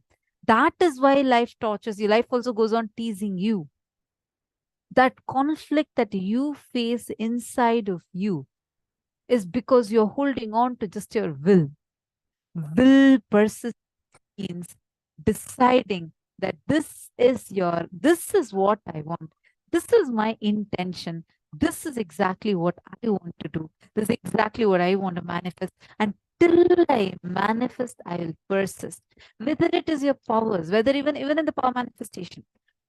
Every time, even in power manifestation, when we are thinking, okay, I'm not sure whether I'm able to do this, I'm able to do that. You're like when the surety is not there inside of you, how you're operating, that the whole mode from which you're operating is will arrogance. Meaning, right now I'm closing my eyes. I have to see through my third. If I don't see, that's all. I'm declaring that this is not going to work for me. Understand That is called as will arrogance. Or you'll say, let me try. They're telling me some technique. Let me try. But I'm not thinking that this is going to work for me. I'm not too sure that this is going to be coming for me. Let me give it a try. But you're not persistent on it. So even when Paramashiva is showing you something, even when Swamiji is actually showing you what is there, you won't be able to see it. You just declare, okay, this doesn't work for me. That attitude is will arrogance. The moment you decide, Swamiji has initiated me, I know Swamiji will manifest through me. No matter what, when Swamiji has initiated me, I know Swamiji is going to be manifesting through me. I know Swamiji is now going to manifest this power through me. Even if I'm not getting the answer right away, I am going to still persist. I will manifest. That will persistence is devotion. Devotion is will persistence. That's why Swamiji is telling, even in the video when we were listening. What did Swamiji say? Paramashiva tested only one quality in you. How many of you have heard some stories from the Puranas of all the 9 Mars and Alvars, like the great devotees of Paramashiva? And you would always see that they all go through this most difficult test. And somehow, with the feeling connection with Paramashiva, they will become successful in that test that they are facing. How many of you have seen, so many of you have heard these stories or watched in a movie? I mean, Swamiji has revealed so many great stories from our Puranas.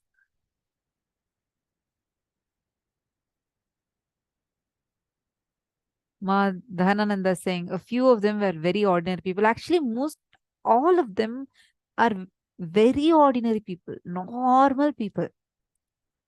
But their will persistence, if you see in every situation, Paramashiva will only test their will persistence.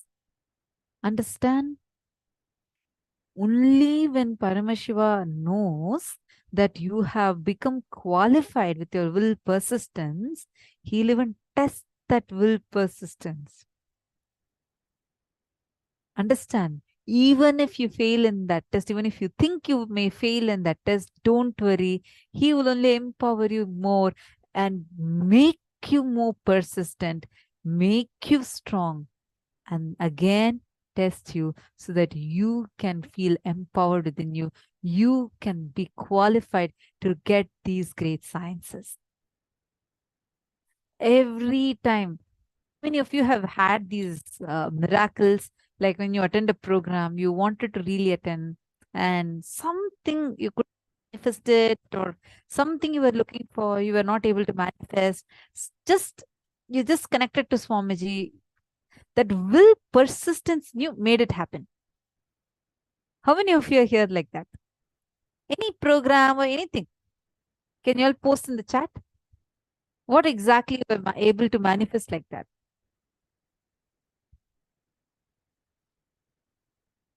Ma Priyesha saying, yes, I have seen that in my life, Ma. That example. Absolutely. Actually, if all of us see in various levels, Swamiji would have done this Leela in our lives. Just look at your own life. Even it would have been a simple thing, small thing. See, you know why? this is my thing. I'll feel Paramashiva is doing this whole thing. Swamiji does this whole Leela in our lives just to show us that, hey, no matter what, I'm really there. Because if things all happen very easily, we forget that Swamiji is there with us. He's making all happen. We just take it for granted. And you'll still sit and complain, no, I have never had any experience. I have not had the spiritual experiences. So he'll test your will persistence. He'll play that Leela. When you have that breakthrough, he'll be like, look, I am there with you. No matter what. Even when you went through that most difficult situation, I am, and I will be there with you. Swamiji will be there holding your hand. He will be there with you. Understand? Just even if you cognize this, the will persistence in you, and nothing can shake you. Nothing. He understand, even the test, he's not testing you. Don't mistake. He is not testing you. He is only testing the will persistence in you. Understand? Even if you think you failed that test, you're only, it's like he's holding you in his hand. Even if you think you failed that test, you'll fall on his lap. Again, he'll pick you up. Again, he'll empower you. Again, he'll make you qualified. That's why Swamiji says, this is one of most favorite lines. Swamiji will say, I don't choose the qualified. I qualify the chosen. Understand? He does not choose the qualified people. Whoever he chooses, he qualifies them. So with Swamiji, you don't need to worry about anything. Decide to have persistence. More and more you have will persistence, more and more Paramashiva will manifest through you. More and more Paramashiva will manifest through you. The state, space, power, being of Paramashiva will manifest through you. Geeta Devi saying, when I wish in front of Swamiji's Atmamurti, every time I get in. Absolutely. That's how Swamiji is telling us, hey, I am there with you. Don't worry. If you just even cognize this, no, you'll understand there's no need for you to give up on yourself. Hold on to that will persistence, to whatever you want to achieve. Will persistence is the key. So now, how many of you want to declare with will persistence, whatever you want to declare? How many of you are declaring to have this quality of will persistence in you? Today's initiation into Navakanda Yoga Samadhi. The only qualification needed for this is will persistence. How many of you want to have this will persistence? Please post it in the chat. It's a decision, a declaration you make.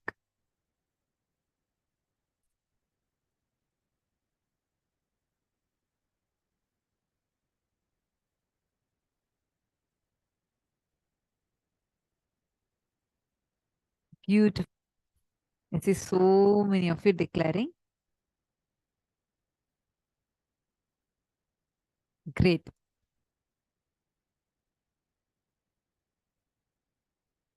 Ma Jnanapradata is asking, this can bring both your soul and body to the highest frequency.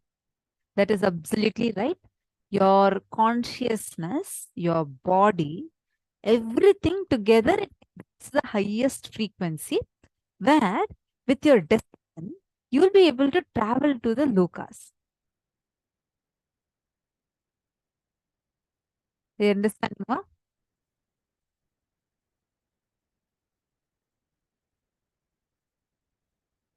Now, for will persistence to become your lifestyle, there are few tips that you can follow. First and foremost thing, start doing the spiritual routine.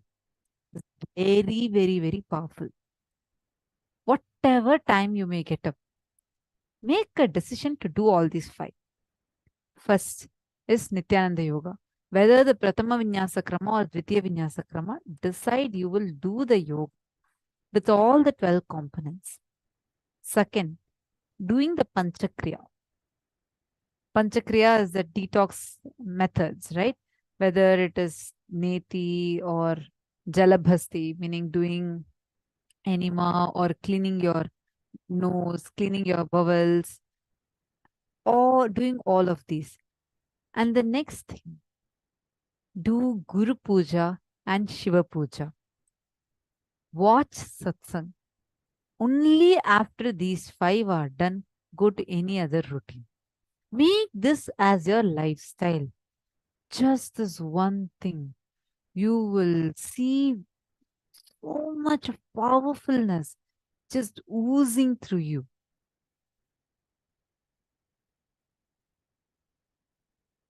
from Swamiji's autobiography. Swamiji has revealed, I have stopped eating, I have missed sleeping, missed drinking water, even missed breathing whenever Swamiji is in Samadhi.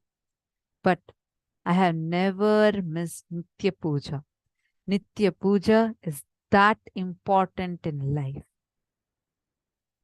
So far, Swamiji has initiated and inspired over 10 million devotees to do Nitya Puja. And this Nitya Puja is too important for all of us to do.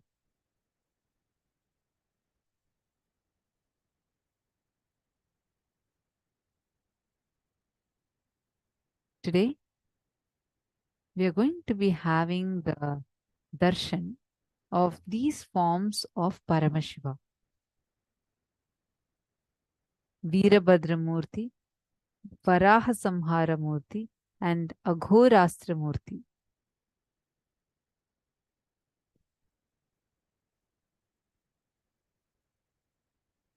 And Swamiji is going to be gracing all of us through these Samhara Murti manifestations of Paramashiva and all the incompletions, powerlessness, patterns that each of us are struggling with through these ferocious forms of Paramashiva.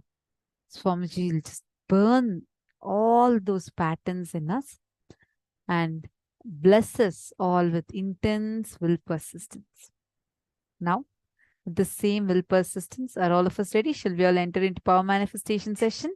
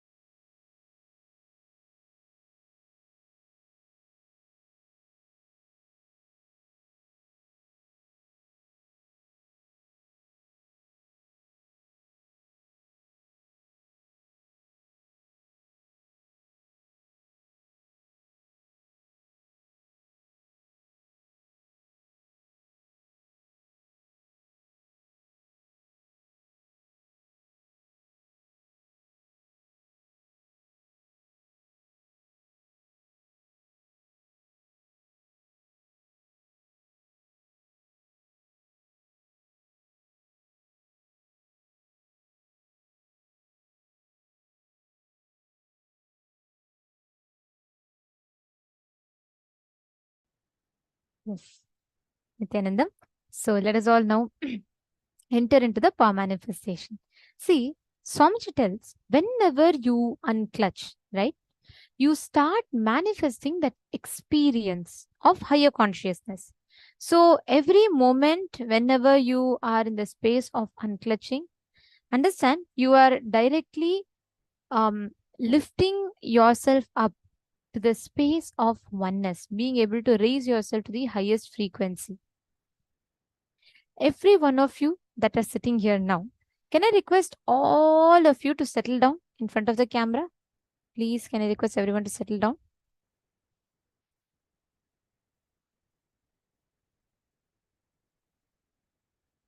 See, Navakhanda Yoga Samadhi, literally what Swamiji revealed. Navakhanda Dasatunda means the 9 cuts, 10 pieces. Of course, like Swamiji explained, it's not literally the cuts, but appears to be like cuts. For us to manifest such high frequency of powers, understand we just need to raise ourselves to unclutching. That is the key. Unclutching is the key. Because it is with unclutching that all of us, every one of us, are able to manifest the powers, the higher frequencies of the cosmos, everything by unclutching. So whenever we are in the space of unclutching, we can manifest the powers. And you just need to tune yourself to that.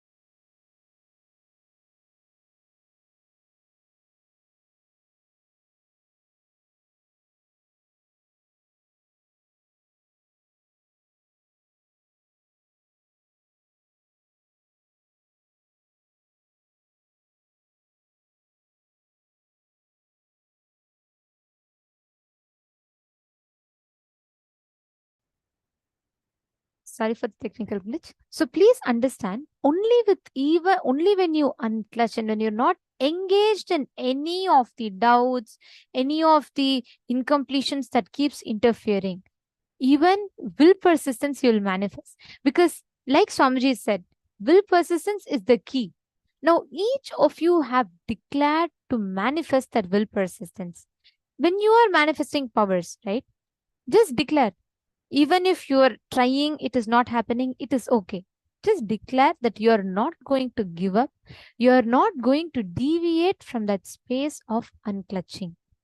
Because only when you are unclutched, you can print the reality. Swamiji tells beautifully, for you to manifest the power of materialization, just disengage from the reality and consciously print what you want.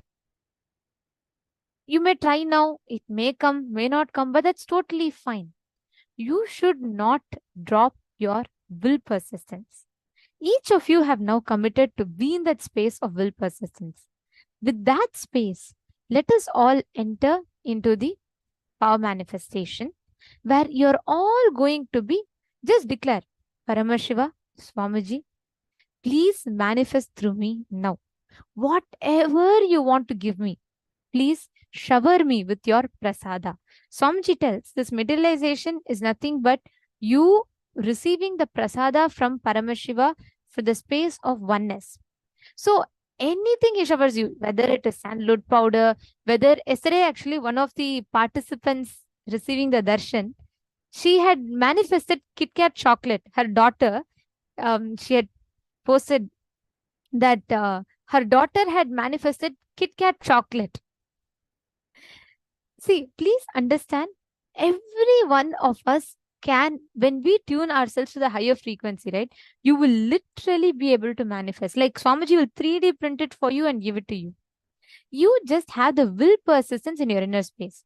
Don't let any incompletion come and say, oh, it is not possible for me. I tried really hard. It is not going to work for me. Don't entertain those thought currents. Just sit now. Sit with the decision in you to manifest Paramashiva. Sit with the decision in you to manifest Swamiji. Let Swamiji flow through us and give whatever he wants to shower. With that decision, just sit and manifest. Let us all start. I request all the participants to sit straight.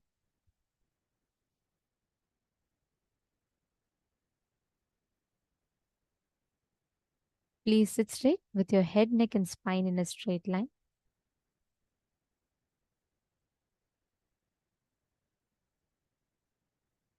Now, close your eyes, visualize Swamiji. Chant the Mahavakya. Continuously chant the Mahavakya. And let Swamiji shower us with whatever Swamiji wants to shower. Let Swamiji shower all of us. You just connect and receive it. That's all. Let us all start the manifestation. Only key here is will persistence. Nithyananda Paramashivoham. Om Nithyananda Paramashivoham. Connect to Swamiji. You will see automatically your frequency will raise. Paramashivoham. Om Nithyananda Paramashivoham. Om Nithyananda Paramashivoham. Om Nithyananda Paramashivoham. Om Nithyananda Paramashivoham. Om Nithyananda Paramashivoham.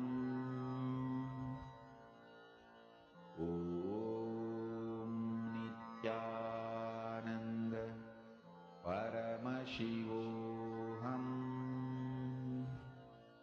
Om Nithyananda Paramashivoham. Om Nithyananda Paramashivoham. Om Nithyananda Paramashivoham. Om Nithyananda Paramashivoham. Om Nithyananda Paramashivoham. Om Nithyananda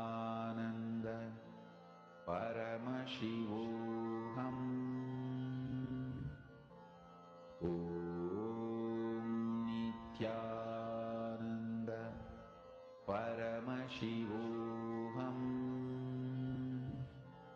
Om Nithyananda Paramashivoham.